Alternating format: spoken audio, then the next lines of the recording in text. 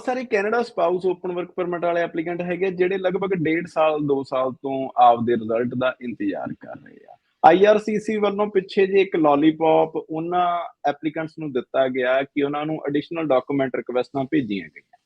ਉਸ additional document request ਦੇ ਵਿੱਚ ਕਾਫੀ ਜ਼ਿਆਦਾ ਚੀਜ਼ਾਂ ਏਦਾਂ ਦੀਆਂ ਲਿਖ ਕੇ ਆਈਆਂ ਜਿਹੜੀਆਂ ਕਾਫੀ ਜ਼ਿਆਦਾ ਹੈਰਾਨ ਕਰਦੀਆਂ ਸੀਗੀਆਂ, ਕਿਉਂਕਿ ਪਹਿਲਾਂ ਵਾਲੇ ਏਡੀਆਰ ਲੈਟਰ ਸੀਗੇ ਤੇ ਜਿਹੜੇ ਹੁਣ ਵਾਲੇ ਏਡੀਆਰ ਲੈਟਰ ਸੀ ਉਹਨਾਂ ਦੇ ਵਿੱਚ ਦਿਨ ਰਾਤ ਦਾ ਫਰਕ ਸੀਗਾ। ਸੋ ਉਹਦੇ ਬਾਰੇ ਵੀ ਆਪਾਂ ਗੱਲ ਕਰਨੀ ਹੈ। ਨਾਲ ਦੀ ਨਾਲ ਆਪਾਂ ਗੱਲ ਕਰਨੀ ਹੈ ਕਿ processing time Canada spouse open work permit ਦਾ ਕਿੱਦਾਂ ਦਾ ਚੱਲ ਰਿਹਾ। ਤੇ ਤੀਜਾ ਸਵਾਲ ਅੱਜ ਵਾਲੀ ਵੀਡੀਓ ਦਾ ਹੈਗਾ ਕਿ ਏਡੀਆਰ ਤੋਂ ਬਾਅਦ ਰਿਜ਼ਲਟ ਕਿੱਦਾਂ ਦੇ ਆ ਰਹੇ ਆ, ਕਿੱਦਾਂ ਦੀਆਂ ਜਿਹੜੀਆਂ ਪ੍ਰੋਫਾਈਲਾਂ ਹੈਗੀਆਂ ਜਿਨ੍ਹਾਂ ਨੂੰ ਵੀਜ਼ਾ ਮਿਲ ਸਕਦਾ ਸਪਾਊਸ ਵੀਜ਼ਾ ਆਉਣ ਵਾਲੇ ਟਾਈਮ ਦੇ ਵਿੱਚ। ਤੇ ਨਾਲ ਦੀ ਨਾਲ ਚੌਥਾ ਸਵਾਲ ਆਪਾਂ ਸਰ ਇਹ ਵੀ ਐਡ ਕਰ ਲਿਆ ਕਿ ਬਹੁਤ ਸਾਰੀਆਂ ਜਿਹੜੀਆਂ ਐਪਲੀਕੇਸ਼ਨਾਂ ਜੀਸੀਪੀ ਤੋਂ ਸਬਮਿਟ ਕੀਤੀਆਂ ਜਾਂਦੀਆਂ, ਆਥੋਰਾਈਜ਼ਡ ਰਿਪਰੈਜ਼ੈਂਟੇਟਿਵ ਪੋਰਟਲ ਨਹੀਂ ਯੂਜ਼ ਕੀਤਾ ਜਾਂਦਾ, ਕਿ ਉਹਨਾਂ ਦੀ ਡਾਕੂਮੈਂਟ ਕੁਆਲਿਟੀ ਘਟਣ ਕਰਕੇ ਵੀ ਬੈਕਗਰਾਉਂਡ ਦੇ ਉੱਤੇ ਜ਼ਿਆਦਾ ਟਾਈਮ ਲੱਗ ਰਿਹਾ, ਜਿਹਨੂੰ ਆਪਾਂ ਕਹਿ ਦਿੰਦੇ ਆ ਵੀ ਐਲੀਜੀਬਿਲਟੀ ਚੈੱਕ ਹੋ ਰਹੀ ਆ ਜਾਂ ਫਲਾਨੀ ਚੀਜ਼ ਹੋ ਰਹੀ ਹੈ, ਮੇਰੀ ਫਾਈਲ ਬੈਕਗਰਾਉਂਡ ਚੈੱਕ ਤੇ ਖੜੀ ਆ। ਸੋ ਉਹਦੇ ਬਾਰੇ ਵੀ ਇਸ ਵੀਡੀਓ ਦੇ ਵਿੱਚ ਗੱਲਬਾਤ ਕਰਾਂਗੇ। ਇਹਨਾਂ ਸਾਰੇ ਮੁੱਦਿਆਂ ਦੇ ਉੱਤੇ ਗੱਲਬਾਤ ਕਰਨ ਦੇ ਲਈ ਸਾਡੇ ਨਾਲ ਅੱਜ ਮੌਜੂਦ ਨੇ ਆਰਸੀਆਈਸੀ ਬਾਈ ਅਮਨਦੀਪ ਸਿੰਘ ਢਿੱਲੋਂ। ਸਤਿ ਸ਼੍ਰੀ ਅਕਾਲ ਬਾਈ ਜੀ। ਸਤਿ ਸ਼੍ਰੀ ਅਕਾਲ ਬਾਈ ਜੀ। ਬਾਈ ਜੀ, ਕਾਫੀ ਟਾਈਮ ਤੋਂ ਬਾਅਦ ਆਪਾਂ ਵੀਡੀਓ ਬਣਾ ਰਹੇ ਹਾਂ ਤੇ ਮਸਲਾ ਬੜਾ ਗੰਭੀਰ ਬਣਿਆ ਹੋਇਆ। ਤੁਹਾਨੂੰ ਵੀ ਪਤਾ ਕਿ ਸਪਾਊਸ ਵਾਲੇ ਵਾਈਫ ਦੇ ਉੱਤੇ ਇਨਵੈਸਟਮੈਂਟ ਕਰਕੇ, ਆਪਾਂ ਇਨਵੈਸਟਮੈਂਟ ਇਸ ਕਰਕੇ ਕਹਿ ਸਕਦੇ ਹਾਂ ਕਿ ਹਰੇਕ ਬੰਦੇ ਦੇ ਆਪਦੇ ਡ੍ਰੀਮ ਹੁੰਦੇ ਆ, ਹਰੇਕ ਬੰਦੇ ਨੇ ਪੂਰੇ ਕਰਨੇ ਹੁੰਦੇ ਆ, ਕਿਉਂਕਿ ਇੰਡੀਆ ਦੇ ਵਿੱਚ ਜਿੱਦਾਂ ਦੇ ਹਾਲਾਤ ਹੈਗੇ ਆ, ਸੋ ਉੱਥੇ ਤਾਂ ਕੋਈ ਵੀ ਪੈਰੈਂਟਸ ਆਪਦੇ ਬੱਚਿਆਂ ਨੂੰ ਨਹੀਂ ਰੱਖਣਾ ਚਾਹੁੰਦੇ। ਕਰੰਟ ਸਿਚੁਏਸ਼ਨ ਕਿੱਦਾਂ ਦੀ ਆ ਸਪਾਊਸ ਵਾਲਿਆਂ ਦੀ, ਉਹ ਮਾੜਾ ਜਿਹਾ ਦੱਸੋ, ਕਿਉਂਕਿ ਤੁਸੀਂ ਲਗਭਗ ਜਿੰਨੇ ਵੀ ਆਰਸੀਆਈਸੀ ਆਪਣੇ ਗਰੁੱਪ ਦੇ ਵਿੱਚ ਹੈਗੇ ਉਹਨਾਂ ਨਾਲ ਲਗਭਗ ਡਿਸਕਸ ਕਰਦੇ ਹੋ। ਠੀਕ ਹੈ, ਤੁਹਾਡੀ ਇੱਕ ਆਪਾਂ ਆਰਗੇਨਾਈਜੇਸ਼ਨ ਵੀ ਬਣਿਆ ਹੋਇਆ ਜਿੰਨੇ ਵੀ ਆਰਸੀਆਈਸੀ ਨੇ ਹੈਗੇ ਆ। ਠੀਕ ਹੈ, ਤੁਹਾਡੇ ਅਕੋਰਡਿੰਗ ਕਿੱਦਾਂ ਦੀ ਸਿਚੁਏਸ਼ਨ ਚੱਲ ਰਹੀ ਹੈ ਸਪਾਊਸ ਓਪਨ ਪਰਮਿਟ ਵਾਲੇ ਐਪਲੀਕੈਂਟਸ ਦੇ ਰਿਜ਼ਲਟ ਦੀ? ਪਹਿਲਾਂ ਆਪਾਂ ਗੱਲ ਕਰ ਲਈਏ ਤੇ ਸਿਚੁਏਸ਼ਨ ਕੀ ਆ। ਸੋ ਸਿਚੁਏਸ਼ਨ ਸਿਮਰ, ਜਿਵੇਂ ਆਪਾਂ ਲਗਾਤਾਰ ਗੱਲ ਕਰਦੇ ਰਹਿੰਦੇ ਹਾਂ ਸਪਾਊਸਲ ਓਪਨ ਵਰਕ ਪਰਮਿਟ ਤੇ, ਜੇ ਆਪਾਂ ਇਸ ਸਾਲ ਦੀ ਕਾਈਂਡ ਆਫ ਇੱਕ ਹਿਸਟਰੀ ਦੇਖੀਏ ਵੀ ਜਨਵਰੀ ਦੇ ਵਿੱਚ ਕੁਛ ਰਿਜ਼ਲਟ ਟ੍ਰਿਕਲ ਡਾਊਨ ਹੋਣੇ ਸ਼ੁਰੂ ਹੋਏ। ਉਹ ਤੋਂ ਬਾਅਦ ਵਿੱਚ ਵਾਲੇ ਮਹੀਨਿਆਂ ਦੇ ਵਿੱਚ ਆਪਾਂ ਕਿਹਾ ਵੀ ਰਿਜ਼ਲਟ ਬਹੁਤ ਵਧੀਆ ਆ ਰਹੇ ਨੇ, ਫਾਸਟ ਆ ਰਹੇ ਨੇ। ਤੇ ਉਹਨਾਂ ਟਾਈਮਾਂ ਦੇ ਵਿੱਚ ਆਪਾਂ ਕਿਹਾ ਵੀ ਇਹ ਕਿਸੇ ਨੂੰ ਵੀ ਮਤਲਬ ਕਾਫੀ ਲੀਨੀਅੰਟ ਰਿਜ਼ਲਟ ਆ ਰਹੇ ਨੇ, ਤੇ ਜਿਹੜੀਆਂ ADR ਆ ਰਹੀਆਂ ਨੇ ਉਹਨਾਂ ਨੂੰ 3-3 ਮਹੀਨੇ ਦਿੱਤੇ ਜਾ ਰਹੇ ਨੇ, ਰਾਈਟ। ਤੇ ਉਹ ਤੋਂ ਬਾਅਦ ਪਿਛਲੇ ਟਾਈਮ ਦੇ ਵਿੱਚ ਆਪਾਂ ਪਿਛਲੇ ਕੁਛ ਮਹੀਨਿਆਂ 'ਚ ਦੇਖਿਆ ਵੀ ਰਿਜ਼ਲਟ ਆਪਣੇ 5-6 ਮਹੀਨੇ ਵਾਲੇ ਵੀ ਆਏ ਆ। ਹੁਣ ਮੈਨੂੰ ਲੱਗਦਾ ਵੀ ਮਸਲਾ ਇਹ ਆ ਵੀ ਥੋੜੀ ਜਿਹੀ ਚੂੜੀ ਫੇਰ ਥੋੜੀ ਜਿਹੀ ਟਾਈਟ ਕੀਤੀ ਆ। ਉਹ ਆਪਾਂ 2-3 ਚੀਜ਼ਾਂ ਤੋਂ ਦੇਖ ਸਕਦੇ ਹਾਂ। ਇੱਕ ਤਾਂ ਇਹ ਆ ਵੀ ਪ੍ਰੋਸੈਸਿੰਗ ਟਾਈਮ ਫੇਰ ਕਹਿ ਲਓ ਵੀ ਥੋੜਾ ਜਿਹਾ ਜਿਹੜਾ 5 ਮਹੀਨਿਆਂ ਤੇ ਆਉਣ ਨੂੰ ਫਿਰਦਾ ਸੀ, ਥੋੜਾ ਜਿਹਾ ਤਾਂ ਸ਼ੂਟ ਅਪ ਕੀਤਾ, ਬਾਹਲਾ ਫਰਕ ਨਹੀਂ ਅਜੇ ਪਿਆ ਪਰ ਥੋੜਾ ਜਿਹਾ ਕੀਤਾ। ਬਟ ਉਹਦੇ ਨਾਲ ਨਾਲ ਜਿਹੜੀ ADR ਦੀ ਕੁਆਲਿਟੀ ਆ, ਜਿਹੜੀ ਆਪਾਂ ਪਹਿਲਾਂ ਗੱਲ ਕਰਦੇ ਸੀ ਵੀ ਉਹ ਬਹੁਤ ਚੇਂਜ ਹੋ ਗਈ। ਮਤਲਬ ਪੁਰਾਣੀ ADR ਸੀ, ਇੱਕ ਤਾਂ 3 ਮਹੀਨਿਆਂ ਦਾ ਟਾਈਮ ਦੇ ਕੇ ਭੇਜਦੇ ਸੀ, 3 ਦਾ ਵੀ ਕੀ 4 ਦਾ 120 ਦਿਨ ਦਿੱਤੇ ਆ ਉਦੋਂ। ਤੇ ਉਹਦੇ 'ਚ ਜਰਨਲ ਜੇ ਕਹਿ ਦਿੰਦੇ ਸੀ ਵੀ ਜੋਬ ਲੈਟਰ ਭੇਜ ਦਿਓ ਜੀ, ਪੇ ਸਟਬਸ ਭੇਜ ਦਿਓ। ਹੁਣ ਜਿਹੜੇ ADR ਆ ਰਹੇ ਨੇ ਟਾਈਮ ਬਹੁਤ ਘੱਟ ਆ। ਇਹ ਆ ਵੀ ਬਸ 2 ਹਫ਼ਤਿਆਂ 'ਚ ਕਰਾ ਦਿਓ, ਸਾਨੂੰ 15 ਦਿਨਾਂ 'ਚ ਕਰਾ ਦਿਓ, 30 ਦਿਨਾਂ 'ਚ ਕਰਾ ਦਿਓ। ਤੇ ਨਾਲ ਉਹਦੇ ਵਿੱਚ ਇਹ ਵੀ ਆ ਵੀ ਕਾਫੀ ਡਿਟੇਲ ਦੇ ਵਿੱਚ ਚੀਜ਼ਾਂ ਮੰਗੀਆਂ ਜਾ ਰਹੀਆਂ। ਸਪੈਸ਼ਲੀ ਜਿਹੜਾ ਬੈਂਕ ਅਕਾਊਂਟ ਆ ਉਹ ਜ਼ਰੂਰ ਮੰਗਣ ਲੱਗ ਗਏ। ਉਹ ਵੀ ਸੈਲਰੀ ਜਿੱਥੇ ਆਉਂਦੀ ਆ ਸਾਨੂੰ ਉਹ ਵੀ ਦੱਸੋ। ਸੋ ਉਹ ਕਿਤੇ ਨਾ ਕਿਤੇ ਤਾਂ ਜਿਹੜੇ ਸਾਰੇ ਪੇ ਚੈੱਕ ਚੱਲੇ ਆ ਵੀ ਸਿਰਫ ਪੇ ਚੈੱਕ ਹੀ ਚੱਲੇ ਆ, ਚੈੱਕ ਕੈਸ਼ ਨਹੀਂ ਹੋਏ, ਉਹਨਾਂ ਦਾ ਵੀ ਹੱਕ ਹੈਗਾ ਉਹਦੇ 'ਚ। ਬਟ ਕਾਫੀ ਡਿਟੇਲ ਦੇ ਵਿੱਚ ਉਹ ਪੁੱਛਣ ਲੱਗ ਗਏ। ਸੋ ਮੈਨੂੰ ਲੱਗਦਾ ਵੀ ਥੋੜ੍ਹਾ ਜਿਹਾ ਪਹਿਲਾਂ ਨਾਲੋਂ ਸਕਰੂਟਨੀ ਵਧੀ ਆ ਚੀਜ਼ਾਂ ਦੇ ਉੱਪਰ। ਸੋ ਜਦੋਂ ਇਹੋ ਜਿਹੀ ਚੀਜ਼ ਹੁੰਦੀ ਆ ਤਾਂ ਕਿਤੇ ਨਾ ਕਿਤੇ ਕਈ ਵਾਰੀ ਰਿਜ਼ਲਟ ਵੀ ਥੋੜ੍ਹੇ ਜਿਹੇ ਨੈਗੇਟਿਵ ਆਉਣ ਲੱਗ ਜਾਂਦੇ ਨੇ, ਕਿਉਂਕਿ ਉਹ ਜਿੰਨੀ ਡਿਟੇਲ ਦੇ ਵਿੱਚ ਉਹ ਕਾਗਜ਼ ਮੰਗਦੇ ਆ, ਉਨੀ ਡਿਟੇਲ ਦੇ ਵਿੱਚ ਫਿਰ ਉਹ ਕਾਗਜ਼ ਭੇਜਣੇ ਵੀ ਪੈਂਦੇ ਆ।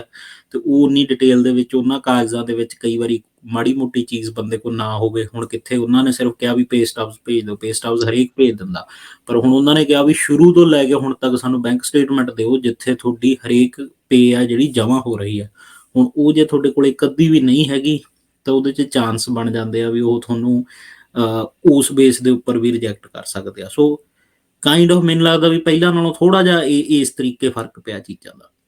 ਭਾਈ ਜੀ ਹੁਣ ਆਪਾਂ ਮਸਲੇ ਪਹਿਲੇ ਤੇ ਗੱਲਬਾਤ ਕਰ ਲਈਏ ਕਿ ਵੇਟ ਸਾਰੇ ਕਰ ਰਹੇ ਆ ਜੀ, ਆਪਣੇ ਵੀ ਬਹੁਤ ਸਾਰੇ ਐਪਲੀਕੈਂਟ ਹੈਗੇ ਜਿਨ੍ਹਾਂ ਦੀਆਂ ਆਪਾਂ ਐਪਲੀਕੇਸ਼ਨਾਂ ਕੀਤੀਆਂ ਹੋਈਆਂ, ਠੀਕ ਹੈ, ਉਹ ਵੀ ਰਿਜ਼ਲਟ ਦਾ ਵੇਟ ਕਰ ਰਹੇ ਆ। ਬਟ ਤੁਸੀਂ ਇਸ ਚੀਜ਼ ਨੂੰ, ਜਿਹੜੀਆਂ ਨਵੀਆਂ ਏਡੀਆਰ ਆਈਆਂ ਜਿਨ੍ਹਾਂ ਦੇ ਵਿੱਚ ਉਹਨੇ ਕਿਹਾ ਵੀ ਤੁਹਾਡੀ ਘਰ ਵਾਲੀ ਜੇ ਪੜ੍ਹਦੀ ਸਾਨੂੰ ਆਹ ਭੇਜ ਦਿਓ, ਜੇ ਤੁਹਾਡੀ ਵਾਈਫ ਦੀ ਸਟੱਡੀ ਕੰਪਲੀਟ ਹੋ ਗਈ ਆਹ ਭੇਜ ਦਿਓ, ਜੇ ਤੁਹਾਡੀ ਵਾਈਫ ਦੀ ਜੇ ਵਰਕ ਪਰਮਿਟ ਤੇ ਆ ਤਾਂ ਆਹ ਭੇਜ ਦਿਓ। ਭਾਈ ਜੀ ਇਹਦਾ ਕਾਰਨ ਕੀ ਆ, ਇਹਦੇ ਪਿੱਛੇ ਮਸਲਾ ਕੀ ਆ ਸਾਰਾ, ਵੀ ਇਹ ਦਿੱਕਤ ਕਿੱਥੋਂ ਆ ਰਹੀ ਆ ਸਾਰੀ? ਸੋ ਦਿੱਕਤ ਜੀ ਕਿਤੇ ਨਾ ਕਿਤੇ ਦੁਆਰੇ ਫਿਰ ਉਹੀ ਆ ਵੀ ਮੋਸਟਲੀ ਇਹੋ ਜਿਹੇ ਕੇਸਿਸ 'ਚ ਜਿਹੜੀ ਮੈਂ ਗੱਲ ਕਹਿਣਾ ਹੁੰਦਾ ਵੀ ਉਹਦੇ 'ਚ ਕੁਛ ਐਪਲੀਕੈਂਟ ਹੁੰਦੇ ਨੇ, ਕੁਛ ਉਹਨਾਂ ਨੂੰ ਸਲਾਹ ਦੇਣ ਵਾਲੇ ਕਾਲੇ ਹੁੰਦੇ ਆ ਵੀ ਜਦੋਂ ਪਹਿਲਾਂ ਕੋਈ ADR ਮੰਗੀ ਗਈ, ਜਿਹੜੀਆਂ ਪਿਛਲੇ ਟਾਈਮਾਂ ਦੇ ਵਿੱਚ ਆਈਆਂ, ਉਹਨਾਂ 'ਚ ਟਾਈਮ ਲਾਈਨ ਵੀ ਉਹਨਾਂ ਨੇ ਵਧੀਆ ਦਿੱਤੀ ਤੇ ਉਹ ਜਿਵੇਂ ਤਿਵੇਂ ਕਰਕੇ ਭੇਜਤੀਆਂ। ਹੁਣ ਪਿੱਛੇ ਜੇ ਇਹ ਹੋਣ ਲੱਗਿਆ ਕਿ ਜਿਹੜੀ ਜੋਬ ਦੀ ਬੈਕਗਰਾਊਂਡ ਚੈੱਕ ਆ ਵੀ ਹਾਂ ਜੋਬ ਹੈਗੀ ਆ ਜਾਂ ਨਹੀਂ ਹੈਗੀ, ਉਹਦੇ ਤੇ ਕੁਐਸਚਨ ਉਹ ਕਰਨ ਲੱਗ ਗਏ, ਉਹਦੇ ਤੇ ਸ਼ੱਕ ਕਰਨ ਲੱਗ ਗਏ। ਕਹਿ ਲਓ ਆਪਾਂ ਪਹਿਲਾਂ ਕਾਫੀ ਟਾਈਮ ਹੋ ਗਿਆ ਗੱਲ ਕੀਤੀ ਸੀ ਵੀ ਜੋਬ ਲੈਟਰ ਨੂੰ ਉਹ ਕਿੰਨਾ ਸੀਰੀਅਸਲੀ ਦੇਖ ਰਹੇ ਨੇ, ਵੀ ਉਹਦੇ 'ਚ ਜੇ ਜੋਬ ਡਿਊਟੀਜ਼ ਥੋੜ੍ਹੀਆਂ ਬਹੁਤੀਆਂ ਇੱਧਰ ਇੱਧਰ ਨੇ ਜਾਂ NOC ਕੋਡ ਮਾੜਾ ਮੋਟਾ ਨਹੀਂ ਵੀ ਮਿਲਦਾ, ਉਹਨੂੰ ਵੀ ਕਿਹਾ ਵੀ ਇਹ ਤਾਂ ਜੀ ਤੁਹਾਡਾ ਐਲੀਜੀਬਲ ਲੈਟਰ ਹੀ ਹੈ ਨਹੀਂ, ਵੀ ਅਸੀਂ ਤਾਂ ਮੰਨਦੇ ਹੀ ਨਹੀਂ ਵੀ ਇਹ ਐਲੀਜੀਬਲ ਉਸ ਚੀਜ਼ ਵਾਸਤੇ, ਰਾਈਟ। ਸੋ ਉਹ ਸਾਰੀਆਂ ਚੀਜ਼ਾਂ ਤੋਂ ਇਹ ਲੱਗਦਾ ਵੀ ਉਹ ਜਿਹੜੀ ਹਿਸਟਰੀ ਬਣੀ ਆਈ ਇੱਕ ਵੀ ਹਾਂ ਵੀ ਜਿਹੋ ਜਿਹੇ ਡਾਕੂਮੈਂਟ ਆਏ ਭੇਜ ਤੇ ਉਹ ਇਵੋਲਵ ਹੁੰਦੇ ਨੇ ਨਾ, ਵੀ ਉਹ ਡਿਸਕਸ ਕਰਦੇ ਨੇ ਵੀ ਇਹ ਇੱਕੋ ਤਰ੍ਹਾਂ ਦੇ ਡਾਕੂਮੈਂਟ ਆ ਰਹੇ ਨੇ। ਅੱਛਾ ਪੇ ਚੈੱਕ ਇਹ ਬਰੈਂਪਟਨ ਦੀ ਮੀਟ ਸ਼ਾਪ ਤੋਂ ਹੀ 10 ਪੇ ਚੈੱਕ ਚੱਲ ਰਹੇ ਨੇ, ਇੰਨੇ ਬੰਦੇ ਉੱਥੇ ਕੀ ਕਰਦੇ ਆ। ਸੋ ਬੇਸਿਕਲੀ ਉਹ ਚੀਜ਼ਾਂ ਦੇ ਵਿੱਚੋਂ ਨਵੀਆਂ ਪਾਲਿਸੀਜ਼ ਨਿਕਲਦੀਆਂ ਨੇ ਵੀ ਅੱਛਾ ਚਲੋ ਪੇ ਚੈੱਕ ਤਾਂ ਬਣਵਾ ਲਿਆ ਹੋਣਾ, ਬੈਂਕ 'ਚ ਵੀ ਪੈਸਾ ਆਇਆ ਕੋਈ। ਸੋ ਮੈਨੂੰ ਲੱਗਦਾ ਵੀ ਉਹ ਸਾਰੀਆਂ ਚੀਜ਼ਾਂ ਜਿਹੜੀਆਂ ਪਾਸਟ ਦੇ ਵਿੱਚ ਹੋਈਆਂ ਨੇ ਉਹ ਫਿਊਚਰ ਵਾਲਿਆਂ ਦੇ ਪੇਸ਼ ਪੈ ਰਹੀਆਂ ਨੇ, ਤੇ ਇਹੀ ਮਸਲੇ ਨੇ। ਬਾਕੀ ਰੀਸੈਂਟਲੀ ਇੱਕ ਅਪਡੇਟ ਸ਼ੇਅਰ ਕਰ ਦਿੰਦਾ ਜੋ ਆਪਣੇ ਇੱਕ ਗਰੁੱਪ ਦੇ ਵਿੱਚ RCIC ਮਿੱਤਰ ਨੇ ਸ਼ੇਅਰ ਕੀਤੀ ਕਿ ਉਹਨਾਂ ਦੇ ਕਲਾਇੰਟ ਨੂੰ ਇਨਲੈਂਡ CBSA ਵੱਲੋਂ ਲੈਟਰ ਆਇਆ ਕਿ ਸਪਾਊਜ਼ਲ ਓਪਨ ਵਰਕ ਪਰਮਿਟ ਤੇ ਆਇਆ ਕਿ ਜਿਹੜਾ ਤੁਸੀਂ ਐਡਰੈਸ ਦਿੱਤਾ ਕਿ ਤੁਸੀਂ ਆਪਣੀ ਵਾਈਫ ਨਾਲ ਰਹਿ ਰਹੇ ਹੋ, ਅਸੀਂ ਉੱਥੇ ਟਰਾਈ ਕੀਤੀ ਤੁਹਾਨੂੰ ਫਾਈਂਡ ਕਰਨ ਦੀ, ਵੀ ਉੱਥੇ ਸਾਨੂੰ ਲੱਗਿਆ ਨਹੀਂ ਵੀ ਤੁਸੀਂ ਇਕੱਠੇ ਰਹਿੰਦੇ ਹੋ, ਤੇ ਇਹਦੇ ਤੇ ਅਸੀਂ ਆਪਦੀ ਇੱਕ ਇਨਵੈਸਟੀਗੇਸ਼ਨ ਕਰ ਰਹੇ ਹਾਂ। ਸੋ ਬੇਸਿਕਲੀ ਉਹ ਥੋੜਾ ਜਿਹਾ ਆਫਟਰ ਉਹ ਵੀ ਜੇ ਇਹ ਇਨਵੈਸਟੀਗੇਸ਼ਨ ਹੋਈ ਆ ਤਾਂ ਕਿਤੇ ਨਾ ਕਿਤੇ ਪਾਲਿਸੀ ਚੇਂਜਸ ਇਹਦੇ ਵਿੱਚ ਹੈਗੀਆਂ ਨੇ। ਨਹੀਂ ਬਾਈ ਜੀ ਇੱਥੇ ਆਪਾਂ ਪਾਲਿਸੀ ਚੇਂਜਸ ਤਾਂ ਸ਼ੋਰ ਆ, ਉਹ ਤਾਂ ਆਪਾਂ ਕਦੋਂ ਦੇ ਗੱਲਾਂ ਕਰ ਰਹੇ ਹਾਂ, ਜਦੋਂ ਦੇ ਆਪਾਂ ਇਕੱਠੇ ਬੈਠਦੇ ਆ ਕਿ ਹਟ ਜੋ ਟਲ ਜੋ। ਪਰ ਇਹਨਾਂ ਦੇ ਮੂੰਹ 'ਚ ਤਾਂ ਉਹ ਜਿਵੇਂ ਕਹਿੰਦੇ ਹੁੰਦੇ ਨਾ ਵੀ ਬਾਈ ਜੀ ਜਾਂਦਿਆਂ ਹੀ ਜਦੋਂ ਕੋਈ ਡੱਕਾ ਦੇ ਦੇਣਾ ਵੀ ਆਹ ਲੈ ਚੱਕ ਕੁਲਫੀ ਹੁਣੇ ਲੈ, ਇਹਨਾਂ ਨੇ ਇਹ ਨਹੀਂ ਪੁੱਛਣਾ ਵੀ ਖੋਆ ਜੰਮਿਆ ਸੀ ਜਾਂ ਰਾਤ ਦੁੱਧ 'ਚ ਪਾਇਆ ਕੀ ਸੀ, ਇਹਨਾਂ ਨੇ ਕੁਲਫੀ ਖਾਣੀ ਆ ਸਿੱਧੀ ਜਾ ਕੇ। ਉਹ ਫਿਰ ਕੁਲਫੀ ਦੇ ਚੱਕਰ ਦੇ ਵਿੱਚ ਫਿਰ ਇਹ ਨਹੀਂ ਨਾ ਪਤਾ ਲੱਗਦਾ ਵੀ ਉਹ ਮੱਝ ਦੇ ਦੁੱਧ ਦੀ ਆ, ਗਾਂ ਦੇ ਦੁੱਧ ਦੀ ਆ, ਤੇ ਕਾਹਦੀ ਬਣੀ ਵੀ ਆ। ਹੁਣ ਜਦੋਂ ਕੁਲਫੀ ਵਾਲਾ ਕੰਮ ਚੱਲ ਪਿਆ ਜੀ ਵੀ ਜਾਂਦਿਆਂ ਹੀ ਗੋਲੀ ਦੇ ਦਿਓ, ਠੀਕ ਆ, ਆਪਣੇ ਤੋਂ ਤਾਂ ਬਾਈ ਜੀ ਤਾਂ ਭਜਦੇ ਕਿਉਂਕਿ ਆਪਾਂ ਤਾਂ ਐਂ ਜੇ ਤੋਰ ਜੇ ਦੇਈਦਾ ਥੋੜਾ ਜਿਹਾ, ਠੀਕ ਹੈ। ਹੁਣ ਮਸਲਾ ਬਾਈ ਜੀ ਇਹ ਗਿਆ ਵਿਆ ਕਿ ਜਿਨ੍ਹਾਂ ਦੀਆਂ ਘਰ ਵਾਲੀਆਂ ਰਾਈਟ ਨਾਓ ਇਸ ਟਾਈਮ ਸਟੱਡੀ ਪਰਮਿਟ ਤੇ ਆ, ਉਹਨਾਂ ਤੋਂ ਵੀ ਪੂਰੇ ਦੇ ਪੂਰੇ ਡਾਕੂਮੈਂਟਸ ਮੰਗ ਲਏ। ਇਟ ਮੀਨਸ ਵੀ ਉਹਨਾਂ ਦੀਆਂ ਐਪਲੀਕੇਸ਼ਨ ਦੇ ਵਿੱਚ ਉਹਨਾਂ ਨੂੰ ਕਿਤੇ ਨਾ ਕਿਤੇ ਕੁਝ ਲੱਗਿਆ। ਬਿਲਕੁਲ ਵੀ ਜਸਟ ਇੱਕ ਕਨਫਰਮੇਸ਼ਨ ਹੋ ਸਕਦੀ ਹੈ ਬਾਈ ਜੀ, ਜਾਂ ਕ੍ਰਾਸ ਚੈੱਕ ਕ੍ਰਾਸ ਐਗਜ਼ਾਮੀਨੇਸ਼ਨ ਵੀ ਤੁਸੀਂ ਮੰਨ ਸਕਦੇ। ਮੈਨੂੰ ਉਹੀ ਲੱਗਦਾ ਵੀ ਥੋੜੀ ਬਹੁਤੀ ਕ੍ਰਾਸ ਐਗਜ਼ਾਮੀਨੇਸ਼ਨ ਵੀ ਹੈਗੀ। ਦੂਜਾ ਮੈਨੂੰ ਲੱਗਦਾ ਵੀ ਇਹਦੇ 'ਚ ਜਿਹੜੀ ਸਭ ਤੋਂ ਵੱਡੀ ਚੀਜ਼ ਉਹ ਐਸਟੈਬਲਿਸ਼ ਕਰਨਾ ਚਾਹੁੰਦੇ ਨੇ ਉਹ ਇਹ ਆ ਵੀ ਫਾਈਲਾਂ ਲੱਗੀਆਂ ਨੂੰ 8-8 ਮਹੀਨੇ 9-9 ਮਹੀਨੇ ਹੋ ਗਏ, ਜਿਹੜੀ ਤੁਸੀਂ ਇਨਫੋਰਮੇਸ਼ਨ ਦਿੱਤੀ ਸੀ ਉਦੋਂ ਰੈਲੇਵੈਂਟ ਸੀ, ਵੀ ਹੁਣ ਕੀ ਚੱਲ ਰਿਹਾ।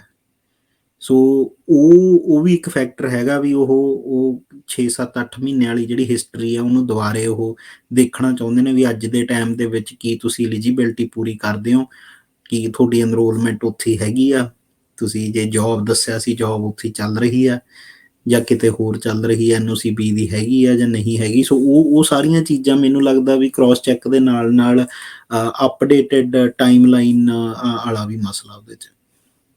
ਹੁਣ ਬਾਈ ਜੀ ਆਪਾਂ ADR ਦੀ ਗੱਲ ਕਰ ਲਈ। ਹੁਣ ਬਾਈ ਜੀ ਇੱਕ ਹੋਰ ਦੱਸ ਦਿਓ ਵੀ ਇੱਥੇ ਜਿਹੜੇ ਹੁਣ ਜਿੱਦਾਂ ਦੇ ਹਾਲਾਤ ਆ, ਕਿਹੜੇ ਇਹੋ ਜਿਹੀਆਂ ਪ੍ਰੋਫਾਈਲਾਂ ਹੈਗੀਆਂ, ਕਿਉਂਕਿ ਇੰਡੀਆ ਦੇ ਵਿੱਚ ਵੀਡੀਓ ਬਣਦੀ ਨਾ ਕਿ ਇਨ ਪ੍ਰੋਫਾਈਲੋਂ ਕੋ ਮਿਲੇਗਾ ਵੀਜ਼ਾ।